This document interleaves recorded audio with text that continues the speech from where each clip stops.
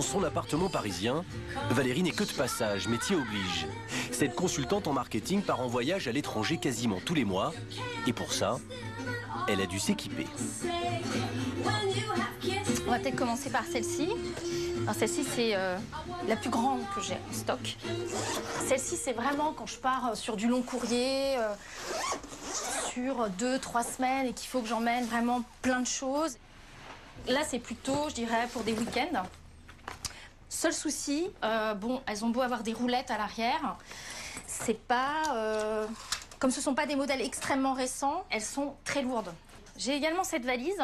Valérie a donc ses petites préférées comme cette valise, pratique, avec ses 4 roulettes. Ce que j'aime beaucoup dans l'innovation, c'est pour ça qu'aujourd'hui je recherche davantage des valises comme ça, c'est que j'appelle ça une 4 roues motrices. Alors ce qui est idéal, c'est que dans le métro, je me faufile quand les gens sont pas assez rapides. À l'aéroport, je me faufile. Au final, tous les placards de Valérie sont remplis de valises. Toutes les marques et tous les prix. Elle est toujours sûre de trouver le bagage idéal à chaque voyage. 11. Ah. Valérie a 11 valises au total. Pour une personne seule, cela peut paraître beaucoup, mais ce n'est pas un record. Car chaque famille française possède en moyenne 12 bagages à la maison. Les Français font d'ailleurs partie des voyageurs qui s'équipent le plus en valises. Avec la brosse à dents et les lunettes de soleil, la valise c'est l'objet indispensable pour partir en vacances. Chaque année, il s'en vend près de 2 millions en France. Dans les boutiques de luxe, les maroquineries ou bien sûr les marchés, il y en a pour tous les goûts, de toutes les couleurs et bien sûr à tous les prix, de 10 € à plusieurs centaines d'euros pour une valise de taille standard. Mais sur ce marché considérable, 2 géants écrasent tout. L'américain Samsonite, le leader mondial avec 1 milliard d'euros de chiffre d'affaires, et aussi un petit français, la marque Delcey, le challenger historique dans les rayons des maroquineries. 2 mastodontes qui représentent 75% du marché français. Et en ce moment, avant les grands départs, l'américaine et la française mènent une guerre sans merci pour vous vendre la valise de vos vacances. Et sur ce secteur, très rentable, des petites firmes tentent de se faire leur place au soleil en venant concurrencer les 2 leaders avec des valises à prix cassé jusqu'à 3 fois moins cher. Alors comment ces 2 géants mondiaux se battent-ils pour vendre chaque année plus de bagages ? Comment est fabriquée votre valise de l'été? Et ces bagages sont-ils aussi solides que le promettent leurs fabricants? Enquête sur le business de l'accessoire indispensable pour partir en vacances. Aujourd'hui, quand on voyage, la première chose qu'on demande à sa valise, c'est d'être solide et de tenir pendant toutes les vacances. Et ça, c'est un défi. Car depuis 20 ans, le tourisme de masse et les voyages en avion explosent. Et les valises n'ont jamais été aussi malmenées.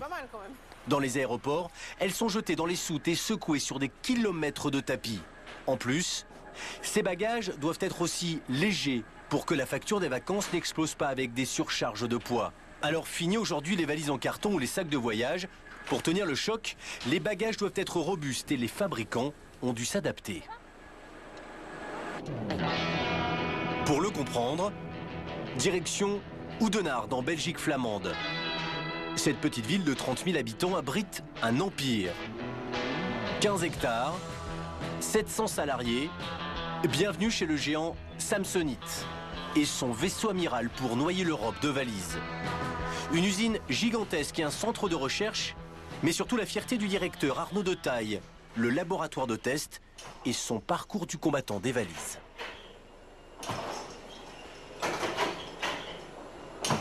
C'est une salle des tortures ici, là. On peut dire, oui. Regarde. Ça, c'est un test qui ressemble comment les bagages sont traités dans les aéroports. Hein. Donc ça, on fait 50 fois. Ici, on vérifie que les valises supporteront les voyages les plus rudes. Et par exemple, si elles peuvent survivre à un violent orage sous les tropiques. Ah. On a encore d'autres tests. Parce que toutes les fonctions sont testées. Donc ici, les différentes poignées. Pour les fermetures éclairs, c'est 10 000 passages obligés. Les roulettes doivent supporter 32 km de course sur un trottoir défoncé. Et pour se préparer aux rudes manières des bagagistes, les valises sont congelées comme dans une soute et ensuite jetées par terre comme sur un tarmac. Cette solidité, c'est la base pour vendre des valises. D'ailleurs, le géant américain en a fait sa marque de fabrique depuis 100 ans. C'est en 1910 qu'un jeune entrepreneur américain, Jesse Schroeder, comprend que les valises de demain devront être robustes. Car à l'époque, les bagages, c'est ça. Une malle en bois lourde et fragile. Lui va inventer un bagage plus fin, plus léger et surtout renforcé dans les coins pour supporter les longs voyages. Cette nouvelle valise costaud des pionniers fait un carton. Le jeune inventeur crée alors sa propre marque avec un nom choisi, Samsonite, en hommage à Samson, un personnage de la Bible fort et robuste. Depuis sa création, l'Américain invente chaque année des valises plus solides. C'est ainsi qu'il révolutionne le marché dans les années 60 en créant la gamme Saturn. Des bagages en plastique ultra résistants. Depuis 30 ans, la marque prétend fabriquer les valises les plus solides. Et pour le prouver, elle n'hésite pas à organiser les expériences les plus spectaculaires.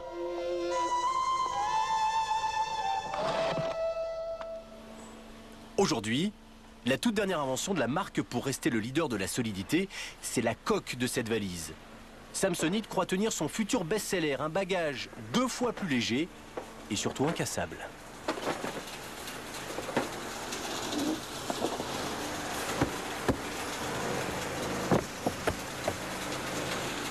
Et alors? Ça prend bien. Samsonite mise tout sur cette coque pour faire la différence avec ses concurrents. Alors pour éviter les fuites, cette valise n'est fabriquée qu'ici, dans un secret total, derrière ces bâches opaques. Faut nous les montrer? Le processus? Non, je vais garder ça pour nous. Pourquoi? Parce que je pense que ça donne une protection supplémentaire. Vous avez peur d'être copié? On ne sait jamais. Cette nouvelle coque qui se remet de tous les chocs, c'est une invention du géotrouve-tout de la marque, Eric Simons. Depuis 30 ans, il arrive à trouver chaque année un truc nouveau pour vendre toujours plus de valises neuves. À lui seul, Eric est à l'origine de plus d'une 50aine de modèles. Et pour les prochaines années, il a plein de nouvelles idées rangées dans ce bureau vitre fumée. On peut rentrer avec vous? Non. Pourquoi? Pour la raison que c'est secret ici. Secret, top secret Samsonite. En revanche, ce que l'inventeur veut bien montrer, c'est son gros coup de l'année, une valise pas si classique qu'elle n'en a l'air. Vous ne portez plus votre bagage, c'est lui qui vous porte. Cette valise trottinette est conçue pour plaire aux jeunes, mais pour les plus vieux, la marque mise tout sur la fameuse nouvelle valise incassable, ultra légère. Alors, voilà, vous reconnaissez la forme coquillage, très stylée. Cette nouveauté ne pèse que 2,2 kg, 2 fois moins que les valises traditionnelles de la même taille. Un atout considérable, car aujourd'hui les vacanciers ne veulent plus de valises trop lourdes. Il y a aussi la matière. Tout le monde sait quand on fait un voyage avec l'avion, dès qu'on dépasse la quantité à la limite, on paye beaucoup. Mais cette légèreté record se paie cher. 400 € pour la valise du futur. C'est 3 fois plus cher que le modèle classique, le même, mais avec 2 kilos de plus. Et pourtant, même à ce prix-là, la valise la moins lourde de l'histoire est en permanence en rupture de stock, victime de son succès. Alors cette nouvelle valise, qui ne fait pas mal au dos, est devenue un casse-tête pour le concurrent de Samsonite. Retour en France. Nous sommes en banlieue parisienne, dans les laboratoires tout aussi secrets de la marque tricolore, Delsay. Le poids, c'est donc la nouvelle bataille pour les fabricants de valises.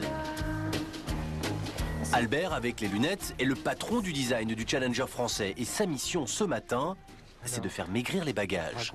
Et pour ça, sur la table, ils ont disséqué cette valise souple. Une star de la marque dont les ventes stagnent aujourd'hui. Non, justement, on va essayer de choisir la bonne section de départ pour qu'on soit affleurant comme tu le souhaites. D'accord. Sans être trop lourd. Celle-là, elle faisait environ 5 kilos. D'accord. Et donc j'ai tout démonté. Il y a une partie des pièces qui est là, il y en a une autre partie qui est un peu derrière. Alors j'ai regardé un peu aussi les autres valises de la concurrence. Là on est à 5 kilos pour cette taille-là. Il faut perdre au moins 1,5 kg pour commencer à être assez léger au niveau poids. Avec 1,5 kg de surpoids à supprimer, chaque pièce est pesée. Ça, c'est un léger qui va être en plastique. Le cadre, ça va, il est assez léger, Plateau plus lent. mais pour la grosse poignée, c'est bien plus problématique. Là, chez celui de Forward, il fait environ 980 grammes, donc il y a un petit kilo qui est dans le système trolley. C'est le premier poste, ça. Ce qui est le premier poste, ça fait 20% du poids total de la valise. Donc le plus gros poste, c'est le trolley. Si on veut diminuer le poids de la valise, il va falloir travailler là-dessus. D'accord. Je sais pas ce que toi t'en penses, Philippe. En fait, Philippe, le technicien, pense que ce sera difficile de faire moins lourd. Oui, on peut le réduire, mais bon, il faudrait choisir la section de tube. Pourquoi faut gagner absolument 300 grammes? Parce qu'on a 1,5 kg à gagner environ sur une valise qui fait 5 kg. Donc effectivement, 300 grammes, si on reporte ça aux 5 composants les plus lourds, c'est vraiment le minimum qu'il va falloir gagner à chaque étape sur chaque composant pour garantir le fait qu'on arrive à économiser 1,5 kg, strict minimum au final. Et si chaque gramme compte, c'est que cette valise en tissu est encore 2 fois plus lourde que la valise ultra légère du concurrent. Puisque le bandeau de pneus, Difficile à avaler, alors on se défend comme on peut. Le trottoir en premier, c'est ce qui va donc être générateur de bruit. Et la Cosmolite C'est pas comparable, c'est une valise rigide. Elle fait 2,2 kg. C'est du rigide. Donc vous n'avez pas le... C'est des fonctionnalités différentes. En fait, quel que soit le modèle, la valise américaine est largement plus légère. Et depuis toujours, sur chaque nouveauté comme sur le poids, les deux marques bataillent pour inventer la valise de demain.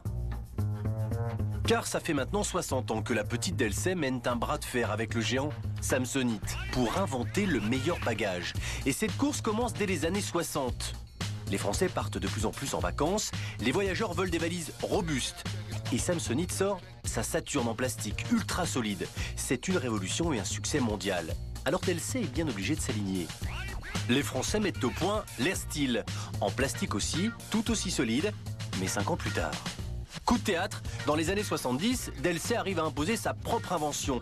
L'idée pourtant toute bête. Sous leur valise, les Français vont mettre des roulettes. Il y a eu des premières étapes comme celle-là en 72 avec un train d'atterrissage monté sur valise. Donc c'est quelque chose, moi quand j'ai vu cette valise pour la première fois, j'ai trouvé ça extrêmement drôle. Mais cette fois, c'est Samsonite qui copiera l'idée de la valise à roulettes. Une réussite. Aujourd'hui, 80% des bagages de toutes les marques en sont équipés.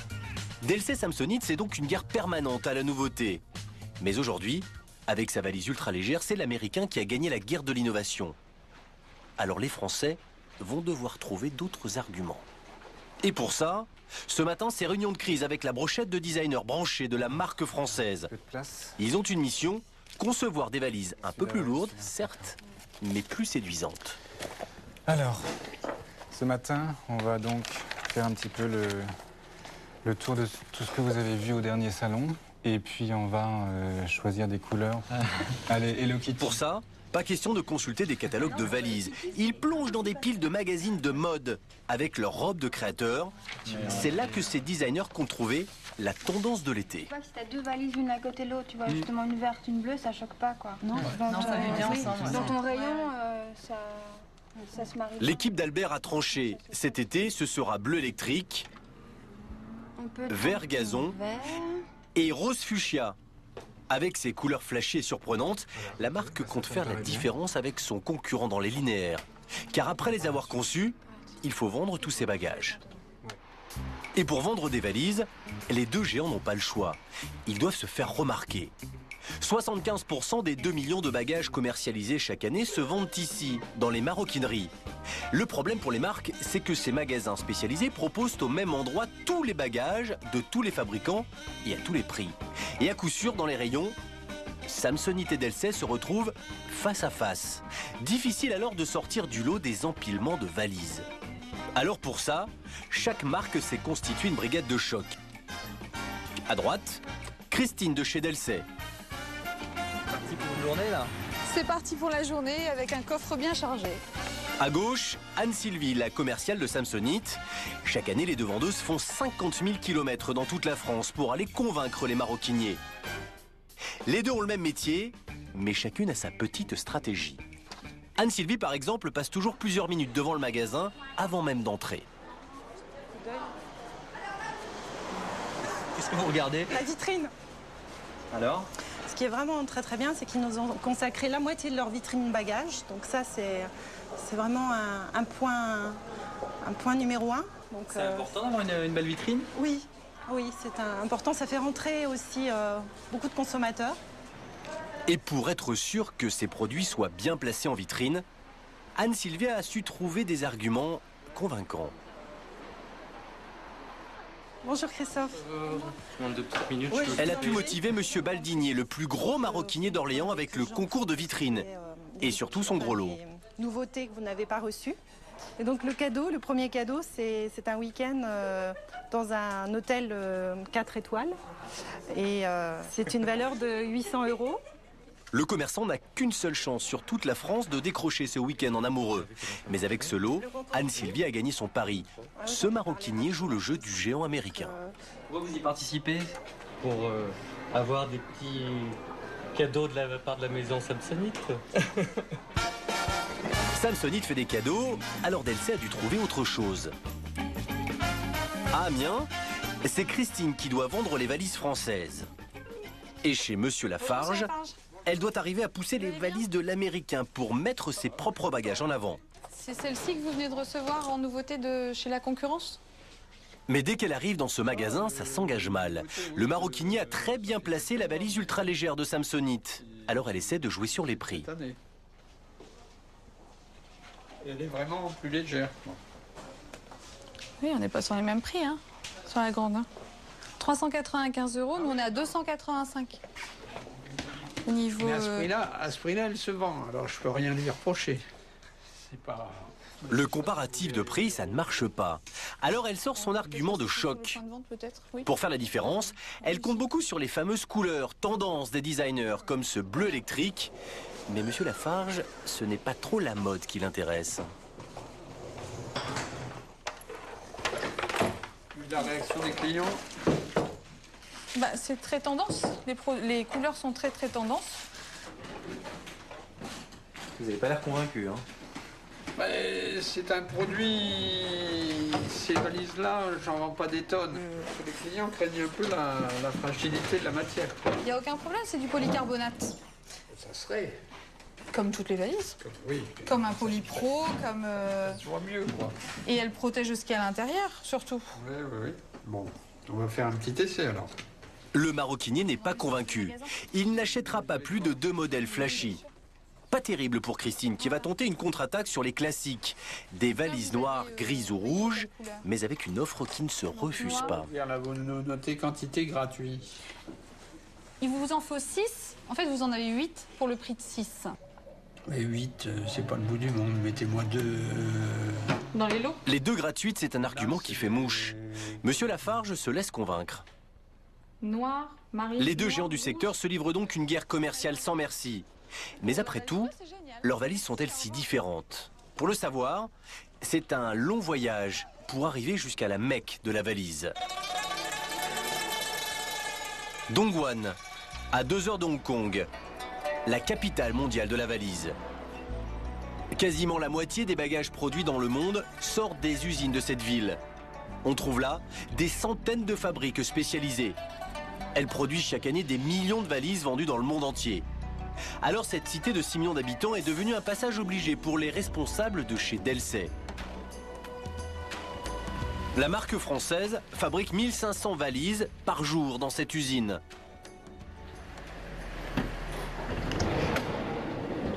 Tous les mois, Philippe, le technicien, et Albert, le directeur du design, viennent vérifier que la machine à valises tourne bien. On aimerait bien voir les lignes de fabrication de la schedule et aussi prendre quelques valises pour aller au laboratoire, voir la résistance au froid et tout le reste. Pourtant, cette usine n'appartient pas à Delcey, mais c'est un très gros client. Alors forcément, c'est le patron en personne qui vient les accueillir. Roger, c'est le directeur de l'usine. Cette fabrique très moderne emploie 1700 personnes. 9000 bagages sortent d'ici chaque jour. Et voilà à quoi ressemble la fabrication d'une valise rigide. Une plaque de plastique est chauffée. Elle est ensuite posée sur un moule et en quelques secondes, la forme apparaît.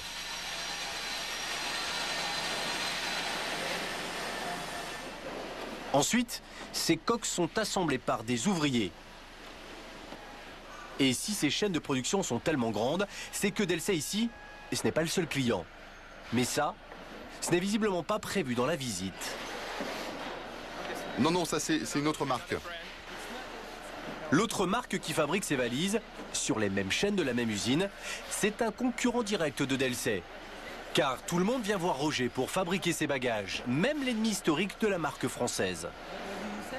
Ce n'est pas la marque Delsey ici. Ce n'est pas ça. Delsey, c'est là de l'autre côté. Nous fabriquons pour 5 marques différentes ici. Nous avons 2 lignes pour Delsey, une pour Samsonite et 2 pour notre propre marque. Samsonite et Delsey fabriquent donc leurs valises dans la même usine. Et étonnamment, ça pour Albert, c'est même plutôt bon signe. C'est pas gênant de faire fabriquer dans les mêmes usines que vos concurrents finalement? Ben, dans la mesure où on s'adresse à des experts et puis c'est pas n'importe quel concurrent qui est là. C'est quand même le haut de gamme du marché. Là, il n'y a que du haut de gamme. Bah, il y a les concurrents qui sont dans les mêmes segments de prix que nous. Même s'il y a sans doute quelques différences dans leurs valises, l'entreprise chinoise fabrique pour les 2 marques des valises selon le même procédé et avec les mêmes matériaux. Et en Chine, les 2 géants se partagent plus d'une dizaine d'usines. Et si tout le monde va en Chine fabriquer des millions de valises, c'est que ce business est très avantageux.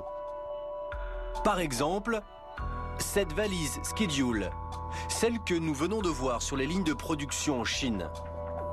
Selon nos calculs, elle coûte à la fabrication entre 15 et 20 euros. Cette même valise est vendue au maroquinier un peu plus de 57 euros, soit 140% de plus. Mais celui qui se fait le plus de marge, c'est le commerçant. Il la revend en boutique 150 euros. Entre la fabrication en Chine et la vente chez le maroquinier, le prix de la valise a été multiplié par 10. Alors aujourd'hui, de nouvelles marques tentent de débarquer sur ce marché très juteux. À côté des 2 géants, ils veulent eux aussi profiter de ces confortables marges. Ce sont les nouveaux casseurs de prix du secteur des valises. Là, il y a 30 euros, il y a 35 euros, il y a 45 euros. Et pour s'imposer, ils proposent donc des prix jusqu'à 3 fois moins chers pour des valises similaires, à s'y méprendre. Pour ces fabricants de valises low cost, pas d'innovation ou de couleur tendance. L'important, c'est un prix record. Et dans le monde des bagages pas chers, cette rue du centre de Paris est devenue un véritable Rungis des valises. Dans ce quartier historique et classé, tous les magasins font dans la maroquinerie de masse. Car ici, on ne vend pas aux particuliers, mais directement aux commerçants, et en grande quantité. Cette nouvelle rue de la valise a sa patronne, c'est elle. Madame Li ne paie pas de mine. Pourtant aujourd'hui, cette chinoise est la nouvelle papesse des bagages. Madame Li est arrivée sans papier en France dans les années 80. Aujourd'hui, depuis sa petite boutique, elle fait 5 millions d'euros de chiffre d'affaires. Que de valises. Celui-là, ils sont très bien. Dis-moi, il a combien? Prix de revente à peu près conseillé, à peu près 25 euros. Mettez 2 de chaque. Ouais, t'as quoi? T'as marron? Marron, kaki, rouge. Marron, kaki, rose et noir. Et dans son magasin, les clients défilent. Ils ne viennent pas chercher les valises les plus branchées, mais les moins chères.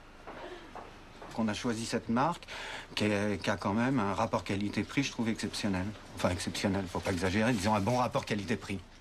Les valises de Madame Li sont toutes fabriquées en Chine, dans les mêmes usines que les géants du secteur. Et ça se voit. Ces bagages ressemblent à s'y méprendre à ceux des grandes marques. Les mêmes roulettes, les mêmes matériaux, la même maniabilité. Et pour prouver leur solidité, elle copie même la démonstration des ingénieurs de chez Samsonite. Tu vois? Et donc ça, c'est solide, ça risque pas de craquer, quoi? Non. Mais pour faire ces bagages, Madame Li n'a pas d'équipe de designers ou de centre de recherche. Elle trouve son inspiration bien ailleurs. C'est nous qui demandons à l'usine de faire pièces attachées, c'est nous qui discutons le prix avec l'usine et tout ça, voilà. D'accord. Mais pas pour grande marque, c'est différent, quoi, voilà. Pourquoi les grandes marques, qu'est-ce qu'elles font? Grande marque, parce que nous, c'est différent avec grande marque, parce que nous, il n'y a pas fait maquette, image, tout ça, voilà. C'est différent, quoi, voilà. C'est-à-dire vous ne faites pas de marketing, vous ne faites pas de travail de publicité, etc. Ouais, peut-être c'est... Ouais. C'est pour ça donc. L'interview est stoppée. La commerciale de la marque, transformée en conseillère en communication, sans venir le dérapage. Si vous dites que vous n'avez rien, vous êtes basique. Donc il faut quand même dire que vous essayez de développer, que vous êtes en train de développer. En fait, en entrant trop dans les détails de la conception de ces valises, Madame Lee craint un procès des grands pour contrefaçon de leurs produits. Attends, je vais te le laisser, je vais aller en face voir un truc. Ces valises low cost sont inspirées des modèles des grandes marques. Mais alors, que valent vraiment ces bagages à prix cassé? Pour le savoir, nous sommes allés voir des experts dans le 2e arrondissement de Paris. L'atelier Mal Berthaud répare dans un vieil appartement des valises depuis 1950. Ces réparateurs sont des spécialistes des bagages et même dans les cas les plus désespérés. Bonjour monsieur, c'est par ici. Téléphone façon gelée. Téléphone, oui. Ok. Alors vous pensez que ça peut dans combien de temps? Elles ont combien d'années ces valises? Ça 40 ans. Ouais, je dirais pas loin de 40 ans, ouais. Pourquoi vous voulez les faire réparer? Ouais. Pourquoi? Parce que j'y tiens. Elles sont uniques. Vous avez encore les clés de votre bagage? Oui, j'ai une clé, ouais. Ça va, gardez-la au chaud. Hein. Et ça? Vous pouvez réparer toutes les valises, vous aussi? Dedans et vous la rivez. Il y a une limite. Mais on peut. On va essayer. Vous êtes des gens formidables. Chez Mal Berthaud, on répare donc toutes les marques, les historiques, mais aussi des modèles plus récents. Cet atelier est même devenu la référence. Les compagnies aériennes ont mandaté ces experts pour prendre en charge les valises cassées pendant le voyage. Vous avez fait à New York, GFK CDG, 12 mai. Le bagage est quand même cassé. Là, je vais lui remplacer. Nous avons donc demandé à ces spécialistes de comparer 2 valises. Voilà, donc. À gauche, une valise d'Elsay, vendue environ 160 €. Et à droite, la valise de Madame Lee, 2 fois moins chère. Pour ces professionnels, les différences sautent aux yeux. Là, il n'y a pratiquement pas d'effort sur la serrure. C'est-à-dire la serrure, normalement, elle risque strictement rien. Là, elle va s'user plus facilement parce qu'il y a 2 systèmes. Je dois tirer, remettre ça. Vous avez les mêmes choses. Après les fermetures, la différence, c'est le matériau. C'est le même, mais il est plus épais dans le modèle de marque. Alors la robustesse s'en ressent. Petit détail, en fait, elle sera plus solide. 2 fois plus solide, c'est pas sûr. Par contre, il y a une chose qui rentre en ligne de compte, c'est au niveau du service après-vente. Là, si vous cassez une roulette, on sera en mesure d'avoir la même roulette, alors que là, c'est déjà un petit peu plus compliqué. En règle générale, les revendeurs de bagages, on va dire premier prix, n'assurent pas ou peu de services après-vente sur leurs bagages. Tu peux la rendre au client, Sofiane? Pas de pièces de rechange, un service après-vente qui laisse à désirer. Ces valises low cost sont moins chères, mais au premier incident en vacances, elles pourraient bien finir à la poubelle. Voilà, c'était fait, et la poignée. Dites-moi, vous êtes... Et la roulette. Vous êtes le Lucky Luke de la valise. Voilà. Karine et Tina attendent un heureux événement. Vous êtes prêtes? C'est ici que se trouve leur bébé, comme elles l'appellent. Par le bébé. Elles ont traversé toute la France pour arriver là. La frite, il paraît que c'est bon. Dans ce vaste hangar, dans le Pas-de-Calais. Et voilà ce qui va bientôt changer leur vie. Cette remorque toute neuve. Ouais. Le commercial fait les présentations. Bon, on ouvre le théâtre? Allez. Waouh. Tina et Karine ont l'air excitées de découvrir leur friterie. Elles en rêvaient depuis longtemps. Elles misent beaucoup sur elle. Ces 2 Belges, amis de longue date, ont investi 45 000 € pour l'acquérir. Elles auront à peine le temps de se rôder, car elles veulent s'installer cet été dans le Var. Donc là, on a la friteuse à viande pour faire les fameuses fricandelles. Ouais. C'est surtout ça, après quoi ils attendent dans le sud. Ouvrir une friterie dans le sud et en vivre, elles y croient toutes les 2 dures comme fer. Pourtant, ce n'est pas gagné. Avant, Karine travaillait dans une solderie. Tina vendait des produits artisanaux sur les marchés. Aujourd'hui, nouveau départ, nouvelle vie. Elle habitait dans le sud, moi dans le nord. Et puis l'année dernière, changement de vie, j'ai tout laissé. Et puis je suis arrivée dans le sud sans trop savoir ce que j'allais faire. Et puis on s'est dit, pourquoi pas monter quelque chose ensemble. Comme chacune, on avait arrêté notre activité, on se dit pourquoi pas. Et puis chemin faisant, on s'est dit, écoute, on est belge, autant pourquoi pas faire une friterie comme on a en Belgique, quoi. Pourquoi pas? Il n'y a plus qu'à. C'est donc sans aucune expérience de la restauration Bon, qu'est-ce qu'on vous sert? qu'elles vont se lancer dans le grand bain. Et l'été s'annonce crucial. C'est pendant cette saison qu'elles doivent réaliser l'essentiel de leur chiffre d'affaires. Je vous souhaite les 5 lettres pour le démarrage. Voilà. Elles ont donc 2 mois pour réussir. Mais ça, j'en ai aucun. Et c'est à 1000 km de là, sur la Côte d'Azur, qu'elles espèrent ensemble gagner leur pari. Ce ne sera pas simple, car elles sont loin d'être les seules à chercher à se faire une place au soleil grâce à leur snack ambulant. Il faut dire qu'en été, les touristes n'ont que l'embarras du choix. Pizza, crêpes, salades ou sandwich. Et cette année plus que jamais, car la restauration rapide, c'est l'un des rares secteurs à profiter de la crise. Les Français mangent de plus en plus sur le pouce, 2,5 milliards de repas servis en 2008, 6 milliards d'euros de chiffre d'affaires, 10 fois plus qu'il y a 15 ans. Du coup, ce marché en plein boom donne des idées. Chaque année, 7000 Français s'improvisent restaurateurs ambulants, parfois du jour au lendemain. Pendant les vacances, les camions et les remorques de vente à emporter pullulent en bord de plage ou près des campings. Bataille sur les prix, promotion sauvage et lutte pour obtenir le meilleur emplacement. Avec les beaux jours, la guerre des snacks a commencé.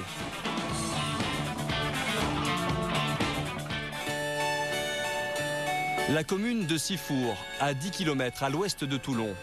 C'est une des stations balnéaires varoises les plus touristiques. Beaucoup de monde et beaucoup de concurrence pour la friterie de Karine et de Tina. Nous les retrouvons avec leur remorque sortie de l'usine. Enfin installés. Cet emplacement, c'est maintenant leur quotidien. La mer, elle est juste en face. Juste là-bas. Et puis il y a tout le passage. En fait, tous les gens qui viennent de Sanary, qui partent sur la côte, ils passent. C'est leur droit de passage. Une terrasse ombragée. Et voilà la merveille. Une vue un peu lointaine sur la mer. Et Karine et Tina vont jouer la carte belge pour attirer les vacanciers qui auront un petit creux. Des spécialités du Nord, dans le Sud, c'est leur pari. Il y a la fricadelle, une saucisse panée et des mitraillettes. On a les bières belges aussi. C'est un petit peu notre atout aussi. Mitraillette, c'est quoi? Mitraillette, c'est un morceau de baguette avec sauce au choix, assortiment de viande et frites. C'est un film qui leur a donné le déclic. Bienvenue chez les Ch'tis de Danny Boone, qui a fait la part belle au baraque à frites et à l'accent ch'ti. Un petit souvenir du film Les Ch'tis. Vous venez ou quoi? C'est le fonds de commerce de Karine et de Tina. Une touche de folklore sur la Côte d'Azur. Les clients apprécient et se prennent même au jeu. Comment on dit hamburger en ch'ti? Un hamburger. Burger. Mimi, burger, Edelfred. Étienne et ses fils sont déjà des habitués. Cela fait 4 fois qu'ils déjeunent ici. C'est vrai quand on trouve un endroit ou un chinois ou quelque chose qui vous dépayse un petit peu par rapport à ce que vous avez l'habitude de manger, on apprécie. Et ils viennent avant tout pour la spécialité de la remorque. Des frites belges, faites maison. Cela veut dire des pommes de terre épluchées à la main, une à une. Ce jour-là, Tina est de corvée, 50 kilos à peler. Vous avez le coup de main? À force, oui. Elle prend son mal en patience. Ces frites, c'est le meilleur moyen de gagner de l'argent. Elles achètent les pommes de terre 31 centimes le kilo, mais une fois cuites, elles les revendent 8 à 11 fois plus cher selon la taille du cornet. Pour un sandwich, la marge est moins importante, c'est 5 fois le prix de revient. En moyenne, pour un repas, un client dépense 8 €. Karine et Tina ont fait leur petit calcul pour rentrer dans leurs frais. Il faut qu'on fasse à peu près, parce qu'on est à 2 en plus, 500 € minimum pour s'y retrouver. Pour s'y retrouver et payer les frais et retirer quand même quelque chose pour nous. Elles doivent au moins servir une soixantaine de clients par jour pour se dégager chacune un salaire mensuel de 1 200 €. Ça va tellement marcher qu'on va s'acheter une deuxième remorque. Et faire le tour du monde. En montgolfière. C'est le soir qu'elles réalisent l'essentiel de leur chiffre d'affaires. Il est 19h30, la terrasse est déjà pleine et ça se bouscule au comptoir. Je sers quelqu'un d'abord. Vous patientez parce que je sers d'autres personnes avant. C'est le coup de feu pour Karine et Tina, l'un des premiers de la saison. Faut pas stresser et puis voilà quoi. Ça sert à rien. comment dire, on préfère avoir des clients bien servis et qui sont en vacances, ils ont bien le temps. Mais cet été, elles ont un coup à jouer. Car avec la crise, les vacanciers ont changé leurs habitudes. Pas cher, hein. Les touristes regardent davantage à la dépense, sans renoncer pour autant à quelques petits plaisirs. C'est le cas pour ce groupe d'amis, 6 adultes, 8 enfants et un budget serré. Pour eux, ce snack tombe à pic. Non, mais c'est vrai que c'est moins cher qu'un restaurant quand et on mange bien. Ouais, c'est moins cher qu'un restaurant. Ben, nous, des fois, on se fait un petit resto là, en bas, là, dans la bouche. On met 70 € par couple. Ouais, mais là, bon, on n'a pas pensé que c'est 10 €. Là, on va mettre 30, 40 € par couple, on va dire. Allez. En gros. Sur la terrasse, ils ont presque l'impression d'être au restaurant. Et ils vont s'en tirer pour 7 € par personne. La note sur 10, qu'est-ce que vous donneriez? La note sur 10. Satisfait à un détail près. 9. Ah, mais c'est vraiment 9. Peut-être parce que le sandwich, il est pas bien. Ouais, c'est vrai que c'est un peu gros. Et bon, maintenant, je l'ai remballé là. Tout va bien, j'ai la saucisse. Tout va bien. Ce jour-là, Tina et Karine ont rempli leur objectif. De bon augure, à un mois de la haute saison. Tout n'est pas gagné. Pour remporter cette bataille des snacks, certains ont décidé de retourner à l'école, à la Pizza Academy. Dans ce local, une formation express pour apprendre à faire une pizza en 5 jours. Nous sommes à Sainte-Maxime, dans le Var. L'ambiance est studieuse. Ce jour-là, ces élèves veulent tout savoir sur ce best-seller de la restauration rapide. Farine, eau. Ils ont dépensé 790 € pour devenir pizzaiolo. Vous pouvez les noter. La pizza ici, dans cette région particulièrement, c'est quelque chose qui marche très bien. Oui, surtout à cette saison-là. D'avril à octobre, c'est au taquet. Il y a 6 mois de travail vraiment intense, il y a beaucoup de boulot. Donc du coup, c'est pour ça que je forme beaucoup de gens. Parce que il y a vraiment une débouchée au niveau des jobs d'été de pizzaiolo. Ils comptent tous sur cette formation pour gagner de l'argent. Comme Laurence, une restauratrice qui souhaite ajouter une corde à son arc. Ou Jacques, ce pompiste qui veut ouvrir prochainement une pizzeria. Et puis Gilly, c'est le plus jeune de cette promo. À tout juste 21 ans, il est propriétaire depuis peu d'un snack. Si le formateur Pascal Vinch les encourage, c'est que la pizza, ce n'est pas cher et ça peut rapporter gros. Une pizza ne doit pas dépasser 1 € en coût. Et donc après, vous savez, ça se vend 9, 10, 12, 14, ça dépend. Donc c'est vraiment un bon produit. Gilly, c'est surtout la pâte qui l'intéresse, car il a un sandwich qui devrait, selon lui, faire fureur cet été, le roulé. Parce qu'en fait, on a lancé un nouveau concept sur la Côte d'Azur, c'est des sandwichs dans des pâtes à pizza. On les roule dedans, et comme ça fait une pâte tendre et moelleuse, et les clients raffolent, surtout les jeunes. Ça fait, je me suis dit, une petite formation pizza pour pouvoir travailler beaucoup plus vite et produire beaucoup plus. Il est très consciencieux, car il ne veut pas rater ses premiers pas en tant que chef d'entreprise. Pas question pour lui de gérer son snack à la légère. Ce Lyonnais a de l'ambition. C'est pas autant d'investissement qu'un restaurant, une brasserie ou une boîte de nuit. Donc, avec un minimum d'investissement, à mon avis, là, je pourrais faire un assez gros chiffre cette saison. Il a investi toutes ses économies, 30 000 €. Il a donc intérêt à ce que son innovation marche. Gilly compte sur son roulé pour doper ses ventes. Et c'est ici, dans son kiosque près de Saint-Tropez, qu'il s'entraîne depuis des semaines avec l'arrivée des premiers vacanciers. Gilly croit maintenant détenir la recette du jackpot. Il suffit d'1 minute pour étaler la pâte, encore faut-il avoir le coup de main. Mais là, je galère un peu parce que la pâte elle est trop froide, j'ai pas eu le temps de la laisser reposer. Puis 30 secondes de cuisson au four. Il faut enfin rajouter quelques ingrédients, viande, fromage, salade, tomates. Le tour est joué en 4 minutes. Dans le golfe de Saint-Tropez, avant lui, personne n'en vendait. C'est ce que vous vendez le plus ? Ouais, à 80% à peu près. Son sandwich lui revient à 1 €. Il le revend 6 fois plus cher. Pour rentrer dans ses frais, il doit en vendre au moins 30 par jour. À la tête de sa petite entreprise, Gilly a changé d'univers. La saison dernière, il était encore salarié, chauffeur de limousine et responsable du room service dans un grand hôtel. Et de passer d'hôtellerie de luxe au snack. C'est toujours de la restauration. Il faut fidéliser le client, c'est les mêmes techniques. C'est juste qu'on ne vend pas les mêmes produits. C'est la seule différence. Et vous regrettez pas pour l'instant l'hôtellerie de luxe? Non, vraiment pas. Là, je suis à mon compte. Et si je me casse la gueule, je sais que c'est uniquement de ma faute. Optimiste, il espère réaliser les très bons jours 1 300 € de bénéfices. Pas étonnant que le business du snack suscite des vocations chez des personnes qui n'auraient jamais pensé tenir un restaurant. À Pontevès, un charmant petit village dans l'arrière-pays varois, Daniel Marquand prépare sa reconversion. Mapsouné.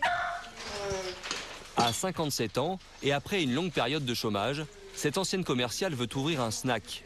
Mais pour l'instant, elle s'entraîne dans sa cuisine et garde jalousement secrète ses recettes de salade. Aujourd'hui, vous êtes convaincu que vous pouvez bien vivre avec vos salades? Oui, oui. Ah oui, je suis convaincue. J'ai voulu faire des salades justement pour me débarquer des autres snacks. Certes, les autres snacks font aussi des salades, mais pas les miennes. Daniel s'imagine déjà dans son camion. Elle a tout prévu dans les moindres détails. Ça s'appellera l'Anca Sympa, au moins 25 clients par jour, 900 € de salaire mensuel. Daniel a déjà imprimé le menu et même dessiné son logo. Vous voyez, les heures d'ouverture sont là, les jours, mon numéro de téléphone, si on veut me passer commande, et puis naturellement la liste de tous les menus. Voilà, c'est très varié et je vais y ajouter donc des tables avec des chaises et des parasols. Elle s'est donné un mois pour ouvrir son commerce et accueillir ses premiers clients. Ce jour-là, dernier test grandeur nature, elle a réuni ses amis pour savoir si ses salades et ses pambagnas plaisent. Ils me servent de cobaye comme ça. Si jamais c'est pas bon, ouais. C'est rafraîchissant. Ah oui. Première impression favorable. Ah oui, c'est bon. Hein. Et le jury est unanime. Comment vous avez eu l'idée de mettre de l'orange? J'adore le sucré salé. Mais être une bonne cuisinière, est-ce vraiment suffisant? D'autant que Daniel a du pain sur la planche. Sa priorité, obtenir un crédit auprès d'un banquier pour commencer son activité. Alors, entre deux sessions de cuisine, Daniel fait le tour des banques. Aujourd'hui, elle a rendez-vous avec une conseillère financière pour obtenir un prêt de 25 000 €. La banque n'a pas souhaité notre présence, mais nous avons enregistré la conversation. D'emblée, la conseillère met l'accent sur les points négatifs de ce dossier. Bonjour. Aujourd'hui, quelle est votre expérience sur la cuisine voilà, sur ce domaine? Eh bien, la cuisine, je me défends déjà pas mal. J'ai fait les repas de communion, les repas de fiançailles de mes enfants. D'accord, donc pas d'expérience au niveau professionnel? Non, je ne me suis jamais établie à mon compte, si c'est ça que vous voulez savoir. Pas d'expérience. Et il y a surtout un autre aspect qui fait tiquer la conseillère. Daniel n'a pas de place pour son futur snack. Pas de place en fait définitive? Non. J'ai fait ma demande à l'IPU, ma demande à Monsieur Brun, ma demande en mairie, donc pour des emplacements que j'ai pris en photo, adresse au dos et que je leur ai adressé par courrier. Il y en a. Bon. Vous avez des réponses positives? Non, pas encore, non. Pour l'instant, c'est que négatif. Un emplacement, c'est la condition à remplir pour que la banque lui accorde ce prêt. Ça n'entame pas votre morale? Non, non, comme vous le voyez, non. Non, non, pas du tout, parce que, bon, ils ne sont pas les seuls, il y a d'autres banques, donc j'ai encore 2 autres dossiers à déposer, et puis non. Plus on me dit non, et plus j'insiste, moi. Pour elle, pas de temps à perdre. Elle doit donc se mettre à la recherche d'une place définitive, sinon, elle devra dire adieu à son snack. L'emplacement, c'est le nerf de la guerre. Dans les stations balnéaires, c'est carrément mission impossible. Il y a des listes d'attente, il faut parfois patienter plus de 10 ans avant qu'une place ne se libère.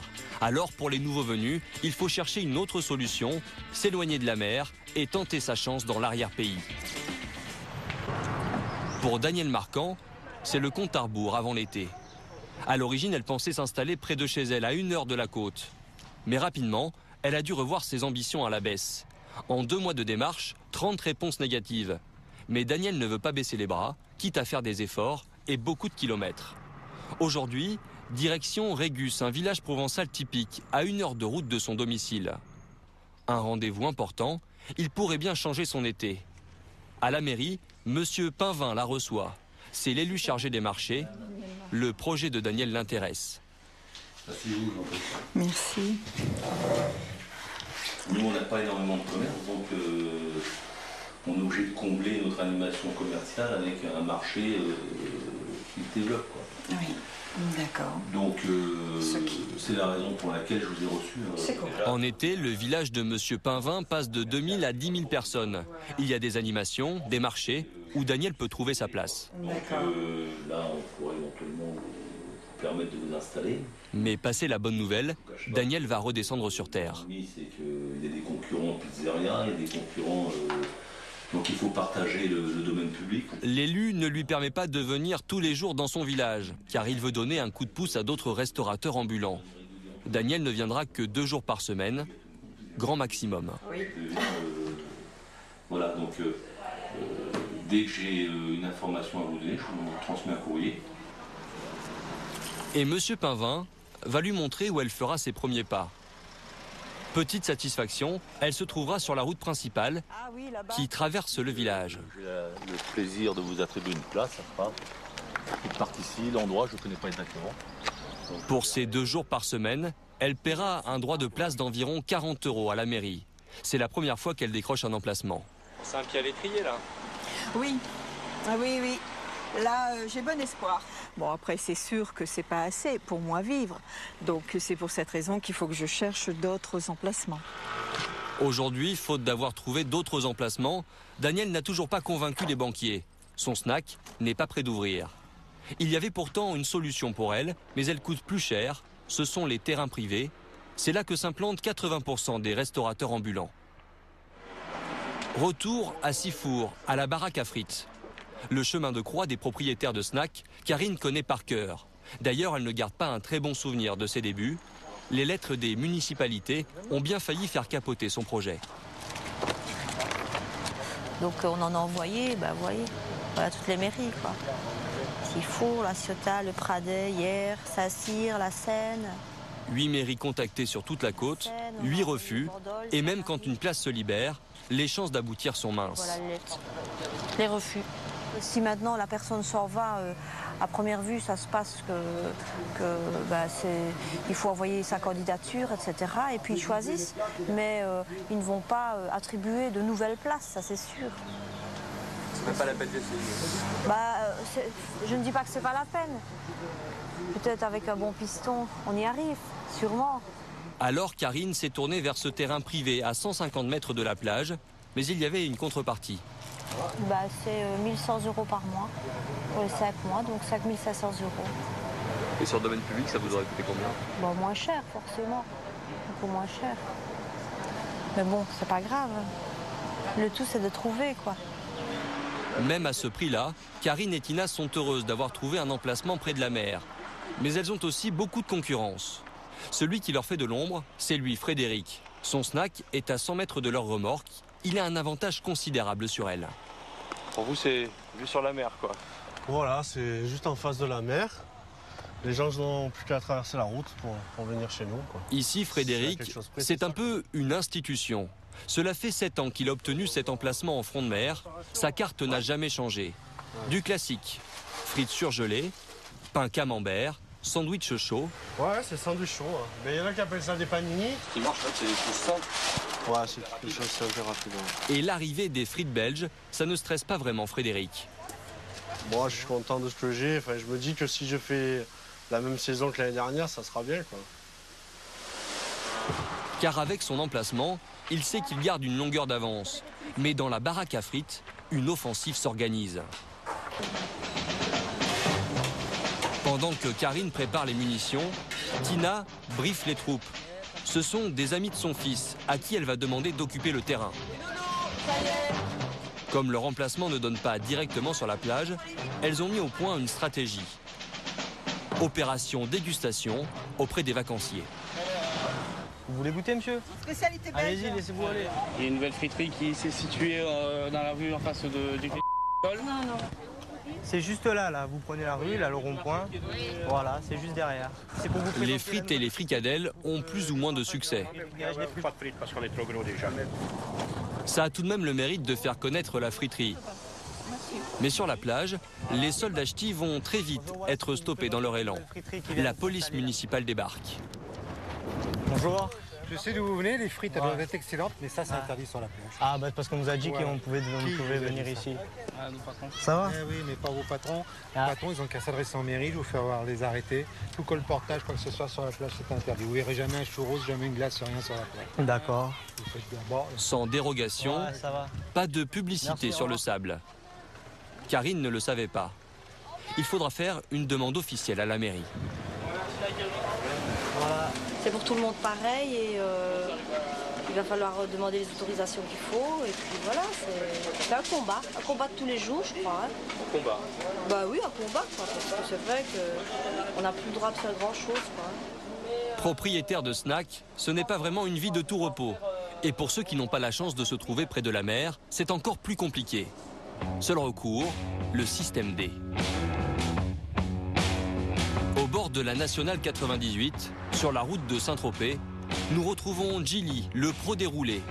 C'est ici que se trouve le snack du jeune restaurateur.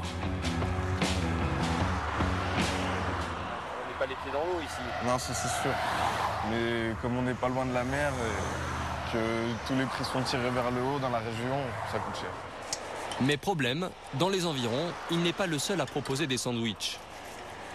Alors juste là, on a une pizzeria. Tout de suite après, il y a juste à côté de la concurrence. Des sandwichs baguettes, des sandwichs froids. Ensuite, là, de l'autre côté de la route, on a une pizzeria encore. Sur la droite, on a une autre boulangerie qui fait des sandwichs baguettes aussi. Et on a un autre concurrent qui fait des poulets rôtis et des sandwichs emportés aussi. 5 concurrents sur 100 mètres, et ce n'est pas tout. Il y a un autre inconvénient. Son snack n'est pas visible de la route. Il se trouve au fond de ce parking poussiéreux. L'endroit manque de charme. Pourtant, pour être ici, il a dû payer 7 000 € pour la saison. Et Gilly a trouvé une idée pour vendre un maximum de roulés. Il mise beaucoup sur les livraisons à domicile. C'est 40% de son activité. Le sandwich, ça revient vite cher, le roulé reste accessible. Voilà, et puis toucher le maximum de monde possible. Parce que si je touche que le passage, j'ai un nombre limité de clients. Alors que si je suis sur les livraisons, le nombre devient illimité. Du coup, les journées de Gilly sont bien remplies. Il a plusieurs casquettes, entrepreneur, cuistot, mais aussi livreur. Chaque jour, il livre une vingtaine de sandwichs dans un rayon de 15 km autour du snack.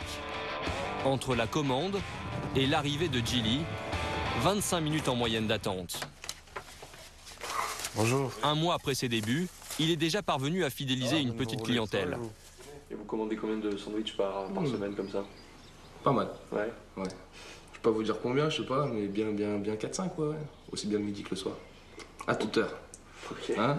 Merci, bonne journée. Et Gilly n'a pas l'intention de s'arrêter là. À peine rentré, il troque le scooter du livreur pour la voiture du commercial. Il repart aussitôt pour s'adonner à une autre activité, chasser le touriste. Il ne s'arrête jamais au hasard. Excusez-moi, vous êtes en vacances? Ouais. En fait, j'ai ouvert un snack juste là sur la RN 98. Quand vous partez, c'est sur la gauche. On fait des tacos, des roulés, c'est super bon et c'est pas cher. Faut venir essayer. Gilly sait comment s'y prendre pour capter leur attention, jamais à court d'arguments. On fait des tacos, des roulés, des hamburgers, des salades. Mais pour vos enfants, à mon avis, ça leur plaira. Et c'est pas cher. On a un snack juste là sur la RN 98, la viande elle est halal. Si vous me ramenez du monde, je vous offre des boissons, des conneries comme ça.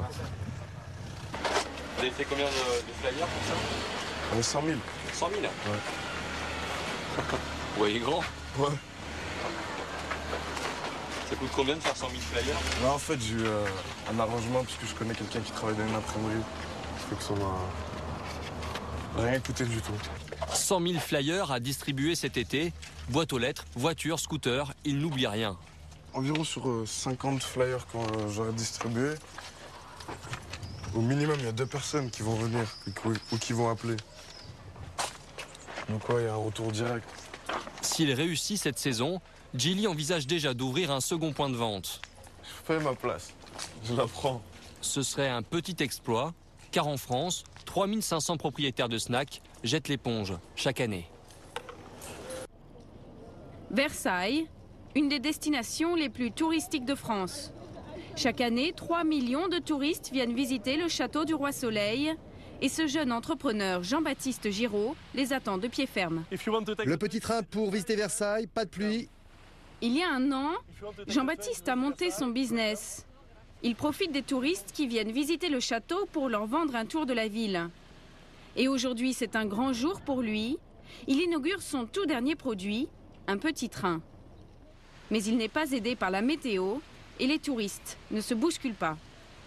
Dans ce métier-là, si on se décourage à la première difficulté, on laisse tomber, on fait rien. Jean-Baptiste a investi 85 000 € dans son train, alors pas question de se rater. Le jeune patron n'hésite pas à jouer les rabatteurs. C'est 5 €. 5 € le tour de Vieux Versailles. En plus, je vous donne le plan de la ville. Malgré son bagou, il ne réussit à convaincre qu'une demi-douzaine de touristes. À 5 € le billet, pour être rentable, il lui en faudrait 3 fois plus. En attendant des jours meilleurs, il va pouvoir tester sa formule. De la Cité Royale, c'est notre premier départ, donc vous êtes nos premiers passagers. So we are now in the historical heart of the town, the Old Versailles. L'anglais est un peu hésitant et les explications assez sommaires. Il faut dire qu'il n'y a pas passé beaucoup de temps. Le commentaire du train, je l'ai écrit hier soir. Je l'ai écrit hier soir juste avant de me coucher. Et c'est notre ami René, le chauffeur, qui après va pouvoir avoir le privilège de le dire. Jean-Baptiste a 6 mois pour rentabiliser son investissement. Il réalise 70% de son chiffre d'affaires entre mai et septembre. Et le problème, c'est qu'il n'est pas tout seul sur le marché des visites guidées. Chaque année, 82 millions de touristes visitent la France et dépensent 40 milliards d'euros. Une manne financière que les professionnels se disputent à couteau tiré. Il y a les guides interprètes, les agences de voyage, les autocaristes qui proposent des excursions. Quelles sont leurs compétences? Comment les différencier? De plus en plus, ils se livrent à une véritable guerre des prix. Jusqu'où sont-ils prêts à aller pour attirer la clientèle? En plein centre de Paris, l'agence France Tourisme. Chaque année, elle fait découvrir la France à 60 000 visiteurs. En 10 ans, Guylain de Richecourt en a fait un poids lourd du secteur. Ce matin, le patron est venu vérifier les plannings de la semaine. C'est complet, oui. Donc on a un minibus pour Giverny et Versailles, comment ça se passe? Versailles, pareil. Bon, donc on est complet en minibus aujourd'hui. La spécialité de la maison, ce sont ses excursions en minibus privé. À Paris, Versailles, les châteaux de la Loire ou encore au Mont-Saint-Michel. Est-ce que vous proposez des tours en bus? Oui, bien sûr. C'est le meilleur moyen d'aller au Mont-Saint-Michel en une journée. Normalement, on visite seul. Mais c'est la première fois qu'on sort d'Australie et qu'on vient en France. On n'est pas très sûr de nous pour trouver la bonne route. On se dit que ce serait mieux avec un guide. Vous avez réservé quoi? On va au Moulin Rouge et voir Paris la nuit. On voulait y aller par nous-mêmes et on a vu la brochure et c'était moins cher ici. Et c'est justement l'atout principal de l'agence. Vous proposez des excursions clés en main, moins chères que si vous les aviez organisées seules. S'ils passent par nous, ils ont une prestation beaucoup plus complète puisqu'ils ont une visite de Paris. Paris by Night, c'est quand même pas mal. Ils ont le Moulin Rouge, le spectacle. On les ramène à leur hôtel à 1h du matin, ce qui est quand même pas très facile quand on ne connaît pas. Et tout ça leur revient moins cher que s'ils prenaient le spectacle seul directement d'une façon ou d'une autre. Et si les tarifs sont si attractifs, c'est parce que France Tourisme a mis en place une mécanique bien huilée. Chaque matin, une quinzaine de guides se préparent à une journée marathon. Parmi eux, il y a Serge, guide chauffeur depuis 9 ans. On a 4. Tu as les 2 Merkia. Il est 8h30. Sa première mission, c'est d'aller chercher ses clients à leur hôtel dans l'ouest de Paris. Bonjour, enchanté. Je suis Serge. Ces 3 Néo-Zélandais sont en France pour 1 mois. Aujourd'hui, ils ont payé 54 € par personne pour se rendre à Giverny, le village du peintre Claude Monet, à 80 km de la capitale. Ne vous inquiétez pas, ce n'est pas la maison de Claude Monet. C'est une erreur dans le paysage. Pendant le trajet, Serge prend un peu d'avance sur la visite. Un œil sur la route, une main sur le volant. Il commence la présentation de l'artiste dans le minibus. Ici, c'est Manet qui fait le portrait de Monet. Si Serge ne veut pas perdre une minute, c'est parce que le temps de cette visite est calculé au plus juste. 5 heures maximum, trajet compris. Bon, il est 9h20, on a 2 heures. L'ennui, c'est qu'à cette heure-là, il y a des centaines de personnes qui font déjà la queue et qui pourraient lui faire perdre de précieuses minutes. Mais pour Serge, ce n'est pas un problème, il avait prévu le coup. Nous, on a des tickets en prévente, on achète longtemps à l'avance, on achète 500 tickets d'un coup. Et donc là, on sait qu'on de toute façon, on ne l'attendra pas. C'est aussi pour ça que les gens viennent chez nous. Je ne veux pas me vanter, mais... Ok. La visite peut commencer. Il y a d'abord l'intérieur de la maison, là où Monet a vécu et peint ses tableaux les plus célèbres. Pas plus de 3 minutes d'explication par salle. C'est normal, ça fait partie du principe de l'excursion. Ça n'a pas la prétention d'être du guidage approfondi, c'est juste une entrée en matière. Le clou de la matinée, c'est ce superbe jardin qui a inspiré le style impressionniste du peintre. En 2 heures, l'affaire est bouclée, une petite photo souvenir et tout le monde repart. Le problème, quand tout est chronométré, c'est que les touristes peuvent avoir l'impression que la visite est bâclée. Alors l'agence a un truc. Elle organise des surprises sur le chemin du retour. Tout d'abord, une visite express de ce cimetière et de sa chapelle taillée dans la roche. On ne s'y attendait pas. C'est vraiment intéressant. Et c'est ça qui fait la différence. Je croyais qu'on verrait que du Monet. C'est magnifique. Excellent. Puis, c'est un arrêt photo devant un château. Ces petits bonus ne coûtent rien, ils sont prévus dans le planning. Et en fin de visite, ça fait toujours son petit effet. C'est l'effet de surprise parce qu'ils ont payé pour Giverny et ils s'attendent pas du tout à ce qu'il y ait des choses à voir après. Donc. Et ça marche bien. Ça, on cartonne. Ils sont vraiment ravis.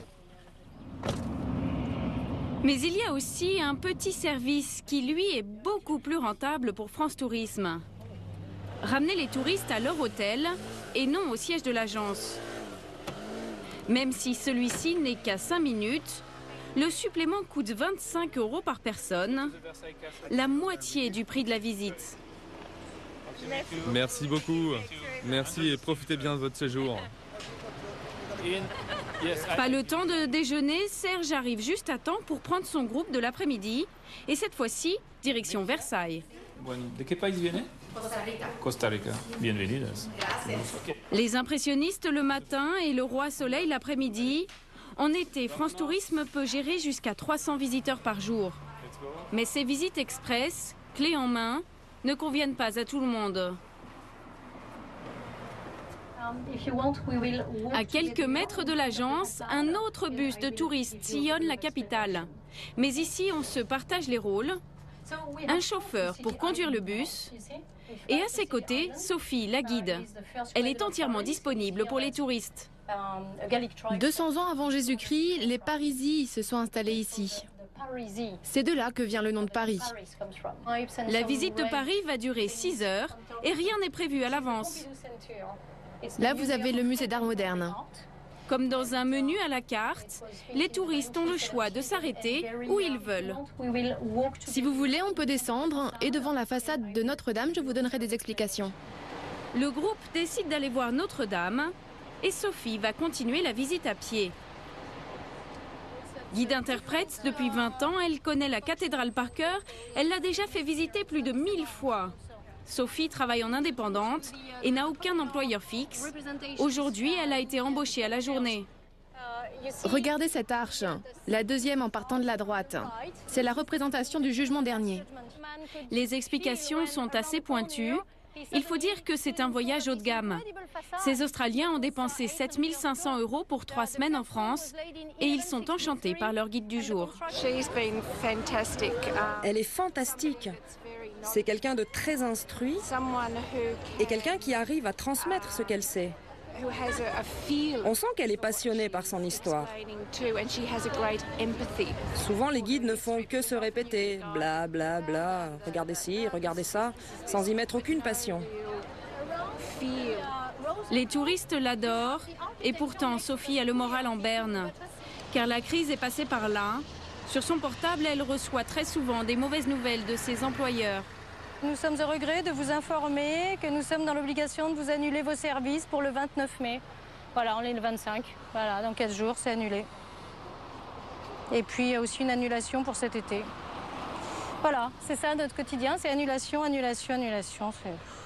C'est une grosse galère. Il faut dire que Sophie fait partie de l'élite de la profession.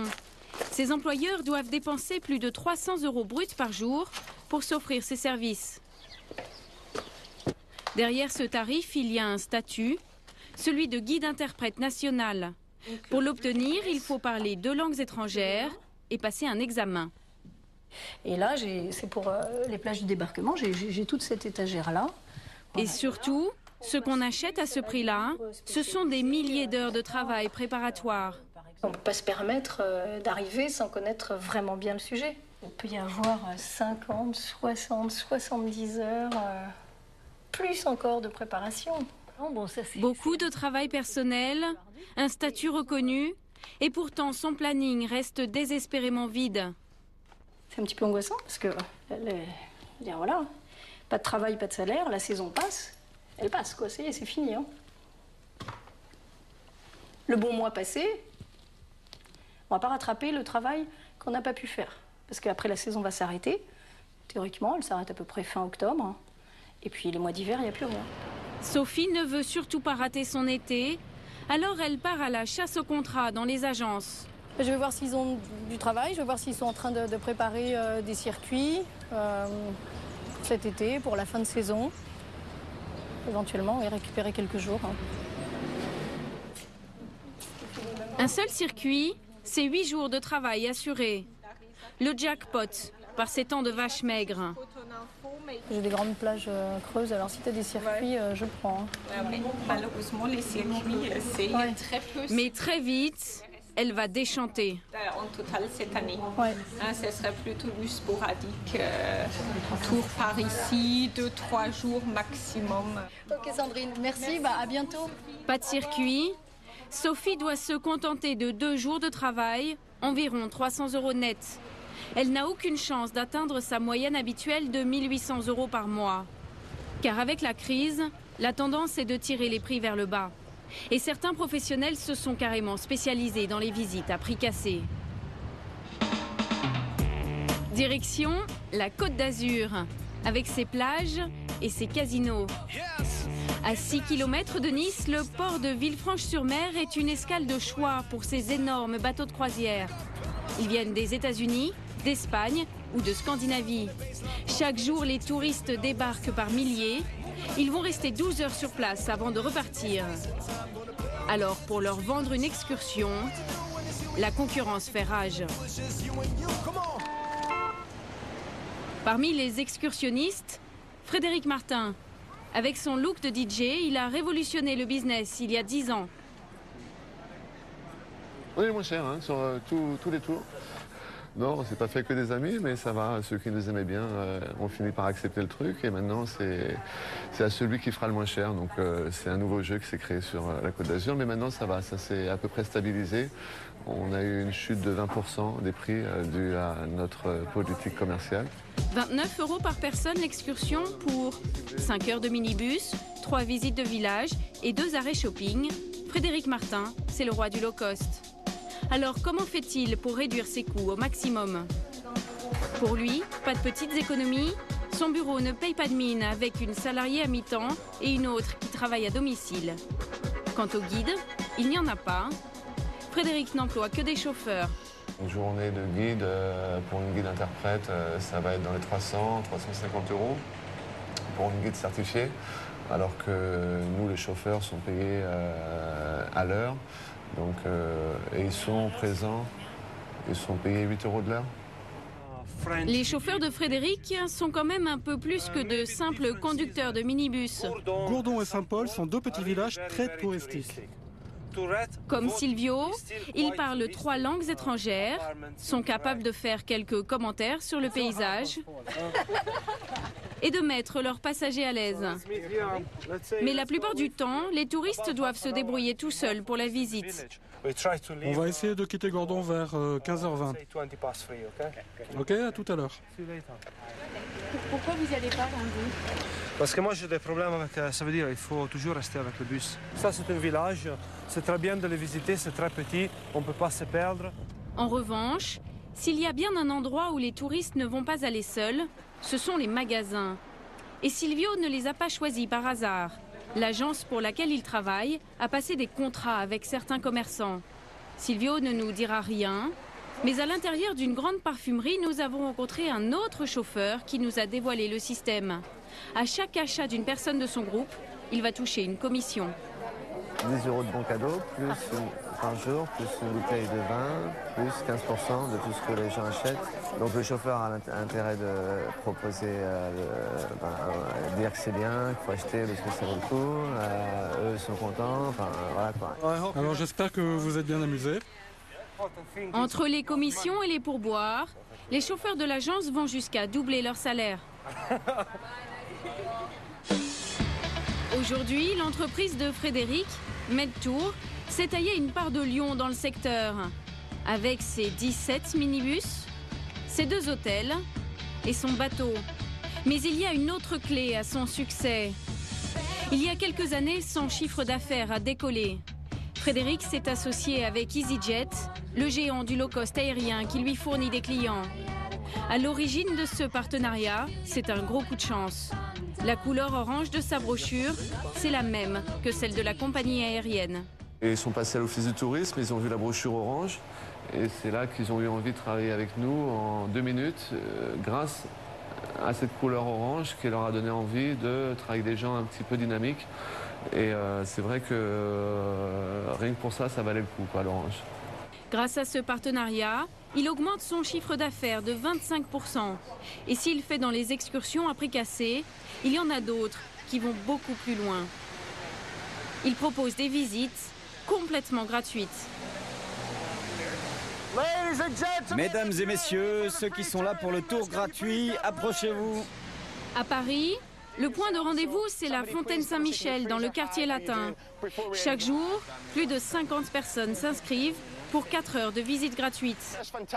Les guides sont de jeunes anglophones pour la plupart, comme Fraser, un Écossais de 22 ans venu étudier en France.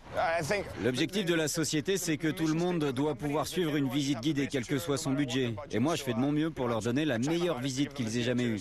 Je fais vraiment de mon mieux.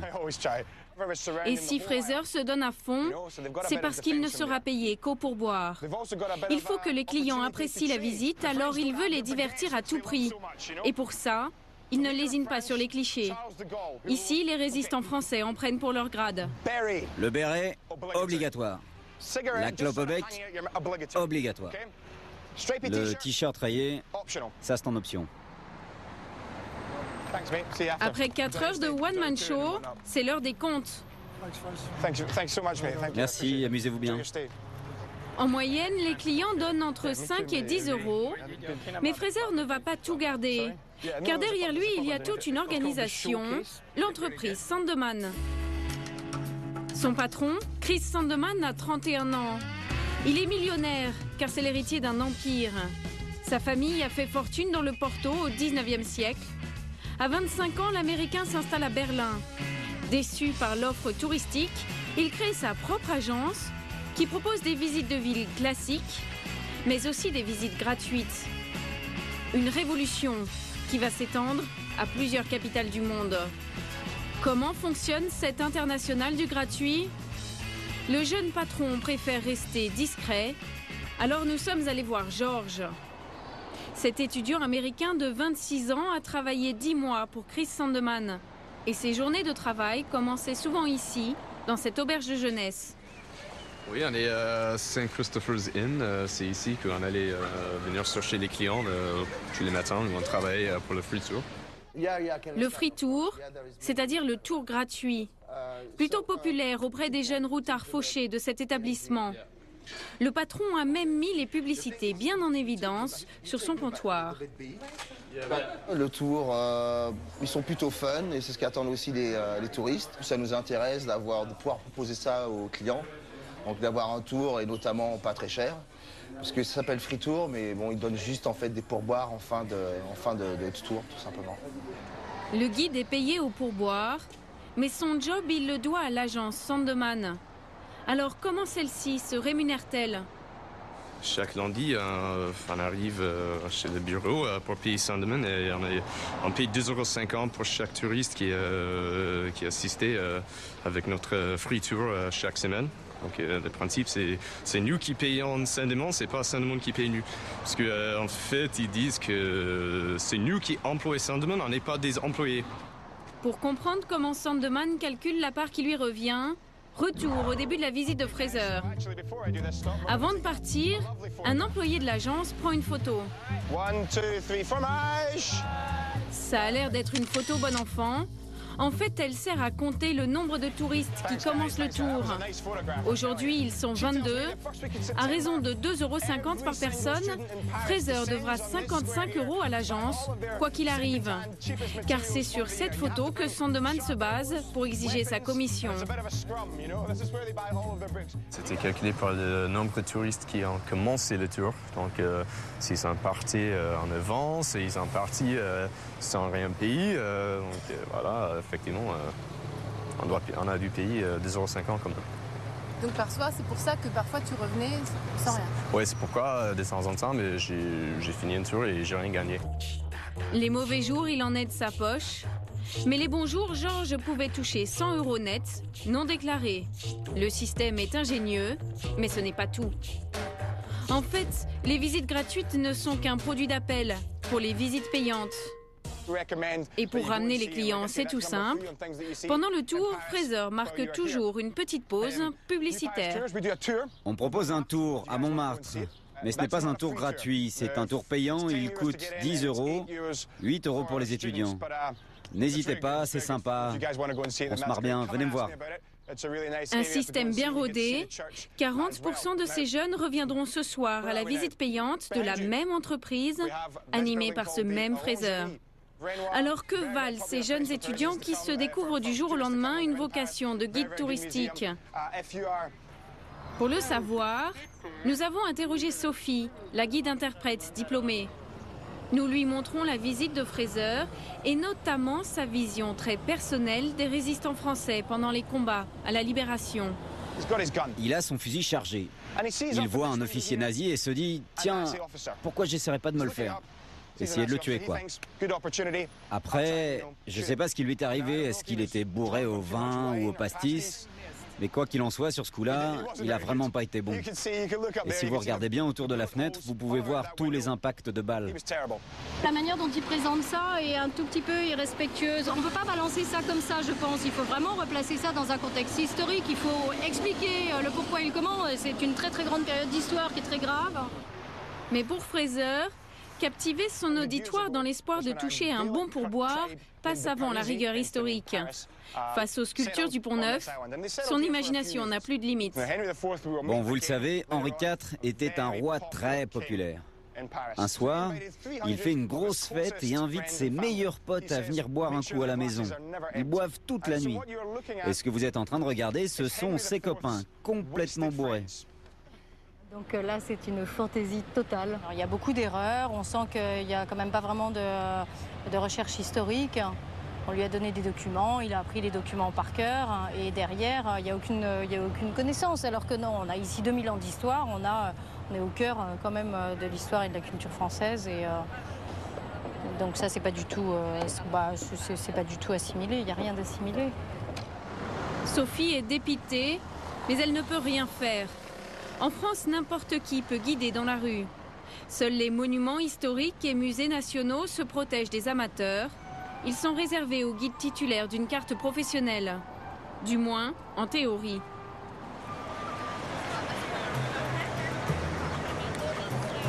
Le Louvre. Le plus grand musée du monde reçoit chaque année 8 millions de visiteurs. En principe, seuls les guides professionnels ont le droit d'y proposer des visites. En pratique, ce n'est pas tout à fait ce qui se passe. Michel, un guide diplômé, a voulu nous en faire la démonstration. Nous le suivons en caméra cachée. Bonjour Paul, ça va? Ici, le règlement est strict. Il faut débourser 30 € pour guider les touristes. On appelle cela le droit de parole. Pour l'obtenir, il faut montrer la fameuse carte du guide professionnel, comme celle de Sophie. Tu montres ta carte et on te donne un droit de parole. Ils font très attention à que ces droits de parole soient donnés juste aux professionnels qui ont une carte. Cet autocollant vert, il faut ensuite le montrer au contrôle de sécurité. Là, on va passer le contrôle de ticket. Bonjour, vous allez bien? Dans le musée, les guides doivent porter en permanence leur carte professionnelle ou l'autocollant vert. Mais là, vous voyez, par exemple, une personne qui guide, qui a les droits des paroles, que nous avons vus avant, qui est vert et blanc. Il a les droits des paroles. Le système semble bien contrôlé, et pourtant nous tombons sur cet impressionnant groupe de touristes et leur jeune guide sud-coréen, sans carte ni badge. Une concurrence à laquelle Michel est régulièrement confronté. Ils sont payés beaucoup moins cher que nous. C'est déjà des étudiants qui passent leur été ici à Paris et qu'ils se font un petit boulot pour se faire des sous. Les agences n'ont pas trop de scrupules et les font travailler pour pas beaucoup d'argent. Alors comment font-ils pour passer entre les mailles du filet? La combine est simple. Vous avez une carte pour guider? Oui, nous avons une guide française avec nous. En fait, le titulaire de la carte, c'est cette femme qui discute tranquillement de l'autre côté de la salle. Elle ne participe pas à la visite, sauf quand le guide sud-coréen l'appelle à la rescousse. Où est-elle? Mais où est-elle? On n'a pas envie de faire un entretien. Elle est un peu gênée, car elle se livre à une pratique interdite. Elle joue les guides potiches. Son rôle, permettre au groupe de rentrer dans le musée grâce à sa carte professionnelle. Elle ne guide pas. En fait, elle sert uniquement de couverture aux Sud-Coréens en cas de contrôle. Que la sécurité me dit qu'ils surveillent de temps en temps, mais là, c'est-à-dire que s'ils viennent, c'est vous qui le protégez en fait, parce que vous avez votre carte. Oui. D'accord. En jouant la guide potiche, elle va toucher 50 € payés en liquide, sans avoir rien fait. C'est illégal, mais pour certains, c'est la seule façon de remplir des agendas désespérément vides. Quant à ses employeurs, ils risquent 3 ans de prison et 45 000 € d'amende pour avoir fait travailler des guides au noir, payés 30% moins cher que des guides officiels. D'après les professionnels, en pleine saison au Louvre, il y aurait une dizaine de guides potiches tous les jours.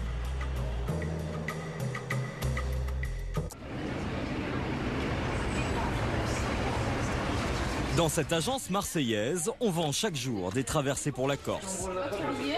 Donc votre départ le vendredi 8 août, Marseille-Bastia à bord du Daniel Casanova.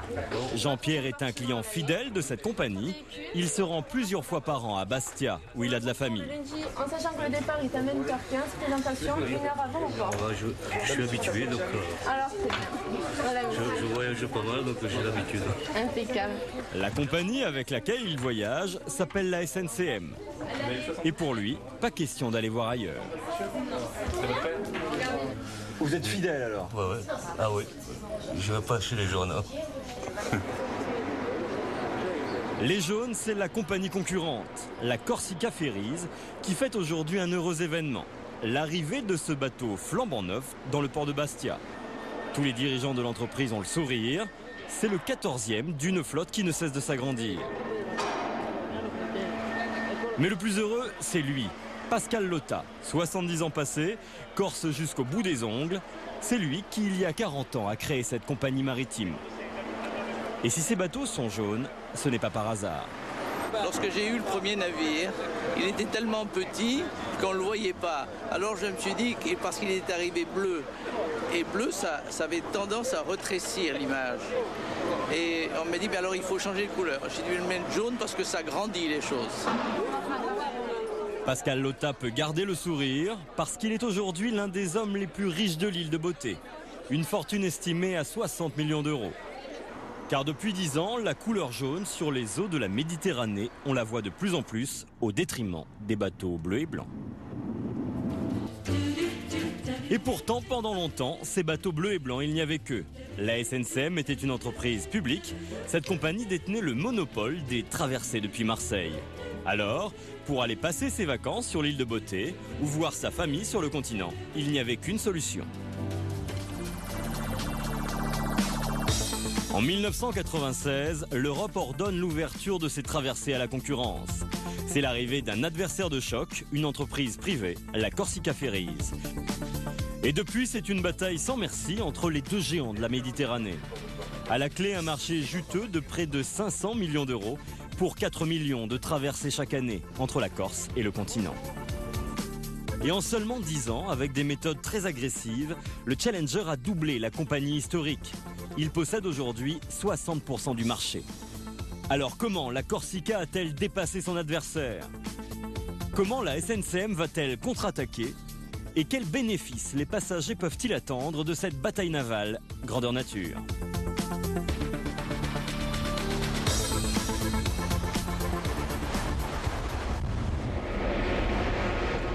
« 20h sur le port de Toulon. Les passagers en provenance de Bastia arrivent à destination. Et vous allez voir que si la Corsica a dépassé sa concurrente, c'est parce qu'ici, l'obsession permanente, c'est de gagner du temps à chaque étape. C'est Saint-Prézol ou? Ok, bon, à partir de maintenant, on se revoit dans une demi-heure, 45 minutes pour le départ. À tout à l'heure. À la manœuvre, c'est Stéphane, le chef d'escale de la Corsica. Vous avez à partir de maintenant? Le navire doit repartir dans cinquantaine de minutes. Et qu'est-ce qu'on doit faire en 50 minutes? On va décharger tous les véhicules, tous les passagers à pied, recharger et repartir. C'est une course contre la montre. L'objectif, effectuer un maximum de voyages avec un même bateau. Pour ce navire, c'est plus de 450 voitures et plus de 600 passagers qui doivent débarquer. Et presque autant qui doivent embarquer le plus rapidement possible.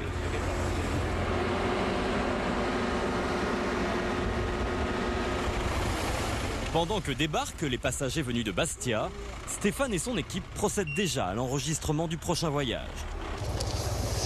Voilà, votre numéro de cabine, vous avancez toujours tout droit, couloir numéro 12 et retour à votre véhicule pour 19h45. 15 secondes de contrôle par voiture, pas d'avantage. Et pour réussir cet exploit, tout est informatisé. Stéphane a même un petit appareil qui lui permet d'être encore plus efficace. Vous avancez couloir numéro 6, s'il vous plaît. C'est quoi votre machine là?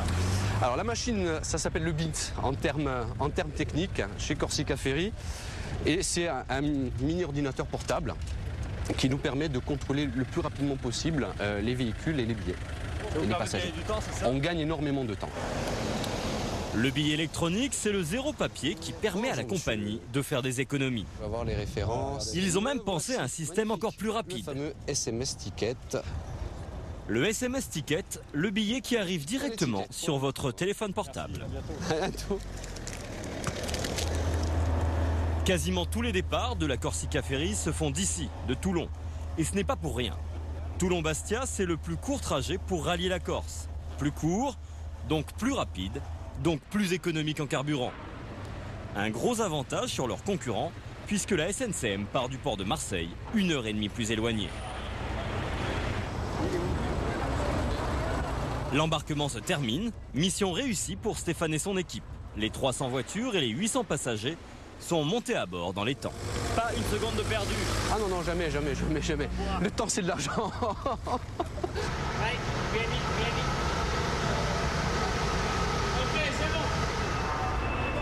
Parmi les passagers ce soir, il y a Anna Maria, Loïc et leurs 2 enfants.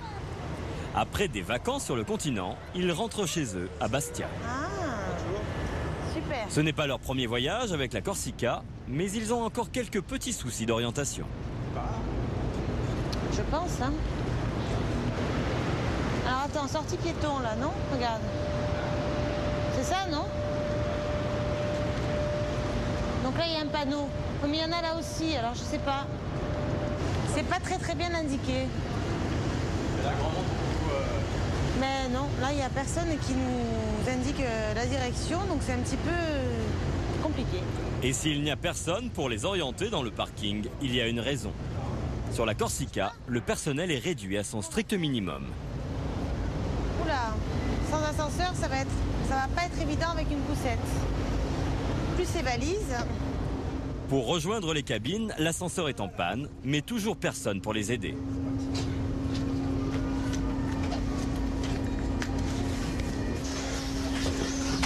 Et puis c'est où en plus? Pas évident là. Arrivé sur le pont, il trouve enfin un membre du personnel pour les accompagner à leur cabine. Allez, vas-y ma chérie, on y va. C'est pas facile à trouver, hein? Waouh! Anna Maria sait bien qu'elle a eu de la chance de croiser cet employé. Ici, d'habitude, on ne fait pas dans l'accueil personnalisé. Mais si elle a choisi cette compagnie, de toute façon, c'est pour une autre raison. C'était gentil, hein? Ouais. La principale motivation, donc, c'est au niveau financier, hein. Il n'y a pas de doute, c'est ce qui fait la différence. Et de plus, bon, vu l'état actuel des choses, avec l'euro, on est quand même obligé de faire attention, voilà. Pour le trajet en cabine et l'embarquement de la voiture, Anna Maria a déboursé la somme de 325 €. Chez le concurrent, elle aurait payé 20% plus cher. Et c'est bien grâce à ces prix cassés que la compagnie est devenue numéro 1. On peut trouver en promo des traversées pour le tarif alléchant de seulement 5 €. Même si pour ce prix-là, on fait le voyage sur le pont et sans cabine. Alors comment, avec des tarifs aussi bas, la compagnie fait-elle pour gagner malgré tout beaucoup d'argent? Vous allez voir qu'une fois à bord, tout est fait pour vous faire dépenser un maximum.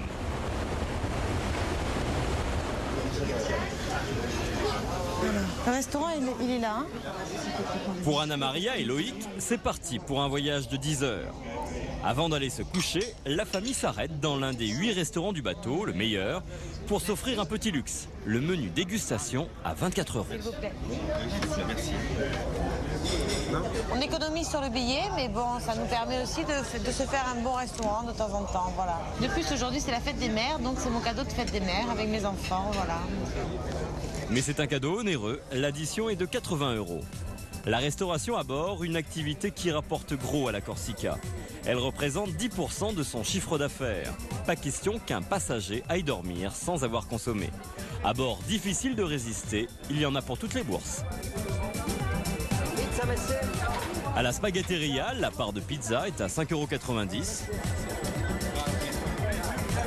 €. À l'espace lounge, les boissons chaudes sont à 4 €. En revanche, au piano bar, les cocktails sont à 8 €. La note moyenne par passager pour boire et manger est de 10 €. Et pour qu'en cuisine, on ne perde pas la cadence, il y a Vanessa. C'est la commissaire de bord. Tous les cuisiniers et les serveurs du bateau, soit plus de 60 personnes, sont sous ses ordres. Chef, comment ça va l'équipe ce soir? On m'a fait des compliments sur toi, chef. L'enjeu, c'est de servir 800 repas avant que les passagers n'aillent se coucher. Pas de temps à perdre, le bateau a quitté le port à 21 h. L'équipage n'a que 2 heures pour réaliser le bénéfice de la soirée.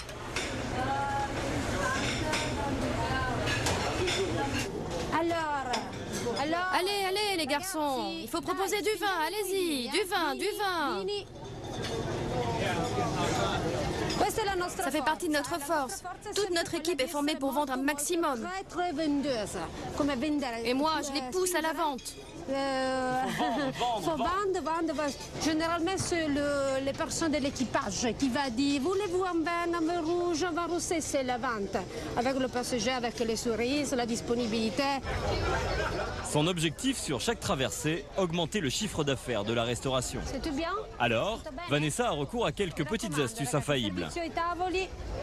Nous donnons aussi des choses salées, des chips. Quand les gens commandent à boire, on leur donne des petites choses salées pour leur donner soif, pour qu'ils commandent encore à boire. Loro vanno a bere, no? Tanto mangiano, tu manges quelque chose, va? tout va boire. Okay? C'est important. Un peu piquante. Hein? Tout bien, messieurs, dames? Tout bien? Tout a pensé pour gagner, pour prendre de l'argent, pour gagner, mais aussi comme ça pour offrir aux passagers le juste service et la juste qualité. Il est minuit quand Vanessa termine sa journée. Elle recommencera demain à 5h. 5h15, dans toutes les cabines, un message est diffusé par haut-parleur. Le bateau n'arrivera pourtant en Corse que dans 1h30, mais pour la compagnie, pas question que les passagers quittent le navire sans profiter du petit déjeuner payant. Bon dessert pour vous? Ah, c'est bon? Oui, c'est bon. Et vous poussez à la consommation? Non, on ne peut pas trop tellement à la consommation. Simplement, c'est vrai que c'est vachement varié, donc on est tenté de vouloir tout manger. En fait. Avec le petit déjeuner et le repas d'hier soir, Anna Maria a finalement alourdi le coût de sa traversée de 90 €. Pendant ce temps, en cabine, on s'active déjà pour tout remettre en ordre. Et Vanessa est encore là pour que ça aille le plus vite possible. Silvio! Allez Silvio, dépêche-toi, on va bientôt arriver. Plus vite. Les 13 employés n'ont que 45 minutes pour nettoyer les 300 cabines, soit pour chacune 5 minutes. 5 minutes pour la cabine et la salle de bain. Votre attention s'il vous plaît, tous les conducteurs et passagers accompagnés d'un véhicule garé dans les garages 3 et 5 sont priés de descendre dans le garage pour le débarquement.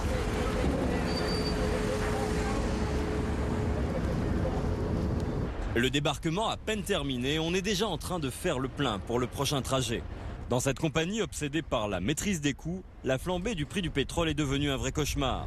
Le carburant, c'est la plus grosse dépense de l'entreprise, plus de 60 millions d'euros. C'est aussi actuellement son plus gros souci. Nous sommes à Savone, en Italie. C'est ici que se trouve le siège de la Corsica.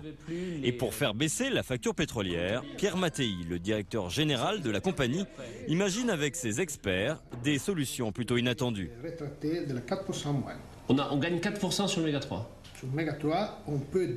Mais c'est quand même attention, c'est très important parce que oui, c'est le bateau qui consomme le plus de toute la flotte. Hein. Ça, c'est une très bonne nouvelle, ça. Hein. Comment on peut faire la bonne nouvelle, ce n'est pas un carburant révolutionnaire, c'est une peinture de technologie toute récente, testée avec succès sur les coques des navires. Nous passons progressivement sur toutes les coques de nos navires à la peinture que l'on dit siliconée, qui présente deux avantages. Le premier, une meilleure pénétration dans l'eau, et donc un navire qui va aller plus vite, donc qui demandera moins de consommation pour la même traversée. Et le deuxième, c'est qu'elle a un effet sur l'environnement bénéfique dans la mesure où ça ne largue plus de petites particules dans l'eau. Ça marche. Et ça marche très bien. Ça marche très bien. La peinture siliconée, chez nous, a été évaluée comme nous permettant une économie qui va parfois jusqu'à 1%. 1%, ça n'a l'air de rien, mais pour la Corsica, ça représente beaucoup. 600 000 € d'économie de carburant par an. Et c'est avec ce genre de méthode que la compagnie est devenue numéro 1. En face à la SNCM, le coup a été rude. D'autant que cette ancienne compagnie publique créée à la fin des années 60 fait littéralement partie du patrimoine et de la vie des Marseillais.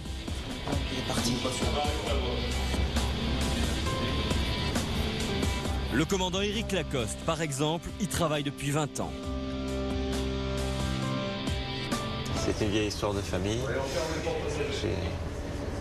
Mon père travaillait à la SNCM, j'ai rencontré ma femme à la SNCM, son père était chef mécanicien à la SNCM, et aujourd'hui mon fils est le fils aîné et jeune officier à la SNCM. Vous voyez, c'est vraiment une véritable histoire de famille et d'amour. Ça vous fait mal au cœur quand vous voyez qu'ils vous ont dépassé, qu'ils sont passés devant vous, qu'ils transportent 2 fois plus de passagers aujourd'hui? Ah ben non, ça nous fait plus mal au cœur aujourd'hui, puisque quel beau challenge. Le pilote de Formule 1 qui se fait dépasser, il n'a qu'une envie, c'est de repasser à son tour. Eh ben on va passer. Aujourd'hui, la SNCM est devenue elle aussi une société privée. Mais la transition n'a pas été simple. Souvenez-vous, le 27 septembre 2005, une poignée de syndicalistes de la SNCM détourne ce bateau, le Pascal Paoli. Une action commando qui a pour but de s'opposer à la privatisation de la compagnie. Le ferry est finalement pris d'assaut et récupéré par le GIGN. Après plusieurs mois de négociations, en juin 2006, les syndicats finissent par accepter la privatisation. Mais le repreneur privé n'a pas tout à fait les mains libres.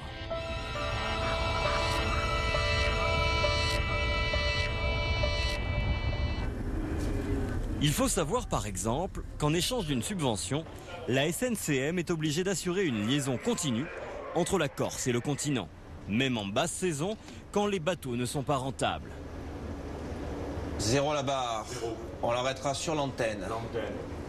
Mais au-delà de ses obligations, la compagnie a décidé d'affronter son adversaire avec les armes du privé. Dans la banlieue de Bastia, voici le centre d'appel flambant neuf de la SNCM. C'est ici que les passagers réservent leur voyage. 250 000 appels par an. La révolution, c'est que depuis quelques mois, les téléconseillers sont intéressés à la vente.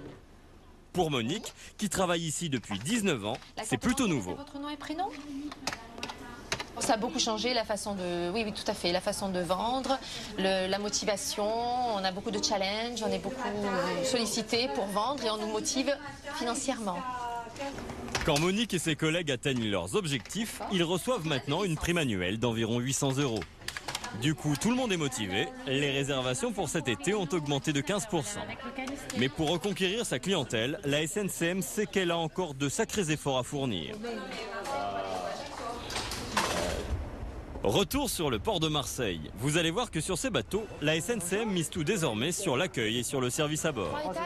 Ok, merci.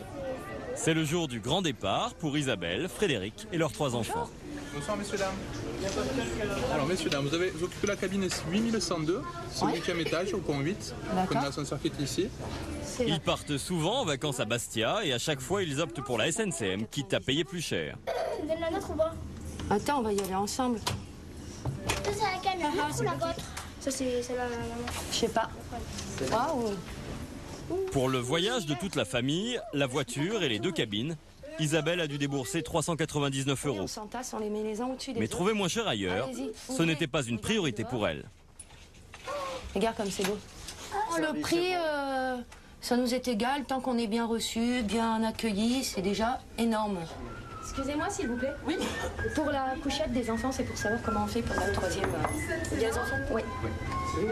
Et ce qu'Isabelle apprécie également, c'est qu'ici, contrairement à la Corsica, tout le monde parle français. Merci. La SNCM, c'est pavillon et personnel tricolore. C'est important de pouvoir leur parler en français ? Oui, énormément. Très important. Parce que si on ne se comprend pas, si ils parlent une autre langue, c'est très dur pour les enfants, pour nous. Le service est vraiment super, quoi. On est en vacances, ça y est, là, on est en vacances sur le bateau. On n'est pas parti, qu'on est déjà en vacances. C'est déjà tranquille. Ouais, ouais. Mesdames et messieurs, bonsoir. Ici le commandant depuis la passerelle de navigation. Bienvenue à bord du Daniel Casanova. Nous venons d'appareiller de Marseille pour Bastia, que nous atteindrons demain matin à 7h30. Côté restauration aussi, la SNCM marque sa différence avec son adversaire. Ici, pas de pizzeria, mais on peut s'offrir un vrai resto gastronomique dans une ambiance un peu chic, avec vue sur la mer. Ah, voilà. Ah, c'est génial, c'est excellent. Et à la carte, on est déjà un peu à Bastia.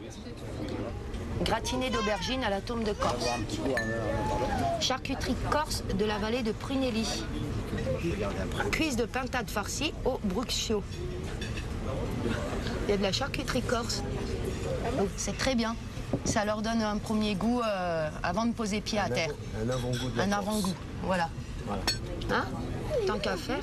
Et il n'y a pas que les plats, le vin, les eaux minérales, la bière et même le soda. À bord, tout est made in Corse. Et ce n'est pas uniquement pour faire couleur locale. Dans la banlieue de Bastia, des entrepôts un peu particuliers. Qu'est-ce que tu me fais goûter là ? Il est 9h du matin et pour Pierre Marcy, c'est le moment idéal pour une dégustation de pâté. Le produit corse par excellence, oui. Ça donc châtaigne. Hein. Châtaigne. Super. Terrine de porc à la châtaigne. Bien. Et puis des sirops. Pierre Marcy, c'est l'un des directeurs de la SNCM. Et si sa compagnie dépense chaque année 45 millions € pour se ravitailler en produits corses, c'est parce qu'elle y est obligée. elle a pris l'engagement de soutenir l'économie de l'île. Ça c'est vachement bon ça. Ah mais ça c'est super ça, attends. Voilà, ça c'est du fromage de brebis ça. Voilà. Vous êtes dans l'obligation de vendre des produits corses ou pas à la SNCM? Dans l'obligation non, c'est un plaisir, hein, c'est que du bonheur. Que du bonheur, puisque l'entreprise a transformé cette contrainte en atout. Elle a décidé de faire du label corse sa marque de fabrique. Miel, farine, charcuterie ou vin, la SNCM vend de tout. Elle joue cette carte sans complexe, jusqu'au cliché. C'est notre clin d'œil, le jeu des 7 paillotes. Donc on peut jouer avec l'actualité. Le cerise sur le gâteau. Ouais. Comme tout Corse qui se respecte, tu as le couteau vendetta. Oh, d'accord. C'est la vendetta. Bah dis donc. Voilà. Et Pierre Marcy ne compte pas s'arrêter là. S'approprier l'identité corse, c'est devenu une obsession à la SNCM. Alors, la compagnie s'est associée avec un guide gastronomique réputé. Voilà donc le bébé. Donc SNCM Go Emilio week-end en Corse. L'idée, c'est proposer des séjours de luxe en Corse. Traversée plus nuit d'hôtel en 3 étoiles, plus repas aux meilleures tables. De quoi attirer une clientèle plus aisée. Évidemment, on cible, je dirais, toutes les clientèles, mais c'est vrai qu'en avant-après saison, il y a une clientèle haut de gamme qui recherche en plus de l'authenticité, de la qualité, et nous essayons de les attirer de cette manière-là. Le haut de gamme, une cible prioritaire aujourd'hui pour la SNCM. D'autant que cette clientèle de luxe est totalement délaissée par la compagnie concurrente. Alors rien n'est trop beau. Depuis 2 ans, on peut faire la traversée dans des suites comme celle-ci à 140 € la nuit. Avec même, c'est nouveau, la possibilité de prendre le petit déjeuner au lit. Quant à la clientèle d'affaires, il n'y a que sur cette compagnie qu'elle peut trouver un centre d'affaires comparable à celui des grands hôtels. Donc la performance... Malgré tous ces changements, la SNCM perd encore de l'argent. 20 millions d'euros de déficit en 2007. Alors, l'entreprise privée qui a repris la compagnie a décidé de couper encore dans les dépenses, en particulier dans les dépenses de personnel. Et c'est vrai qu'à la SNCM, il y a 2 fois plus d'employés que chez le concurrent. Dans la salle du petit déjeuner, par exemple, il y a un employé pour accueillir Isabelle et sa petite famille. Monsieur, bonjour. Bonjour. Vous avez bien dormi, tout va bien? Bien. Un deuxième pour vérifier leur réservation. Bonjour. Et un troisième pour les guider jusqu'à leur table. Non. Bonjour. Bonjour. Oui. 3 serveurs pour le petit déjeuner. On est loin du modèle à prix cassé de la Corsica. Pour les passagers, ce n'est pas forcément désagréable. Mais à la direction de la SNCM, on a déjà décidé de la suppression de 400 emplois sur la base de départs volontaires. L'objectif de la SNCM, c'est de redevenir bénéficiaire dès l'an prochain. Mais alors que la guerre des Bleus contre les jaunes fait rage sur la mer, une nouvelle bataille s'annonce déjà dans le ciel. Car les compagnies aériennes low cost veulent à leur tour entrer dans la danse. Elles souhaitent le plus tôt possible desservir elles aussi l'île de beauté.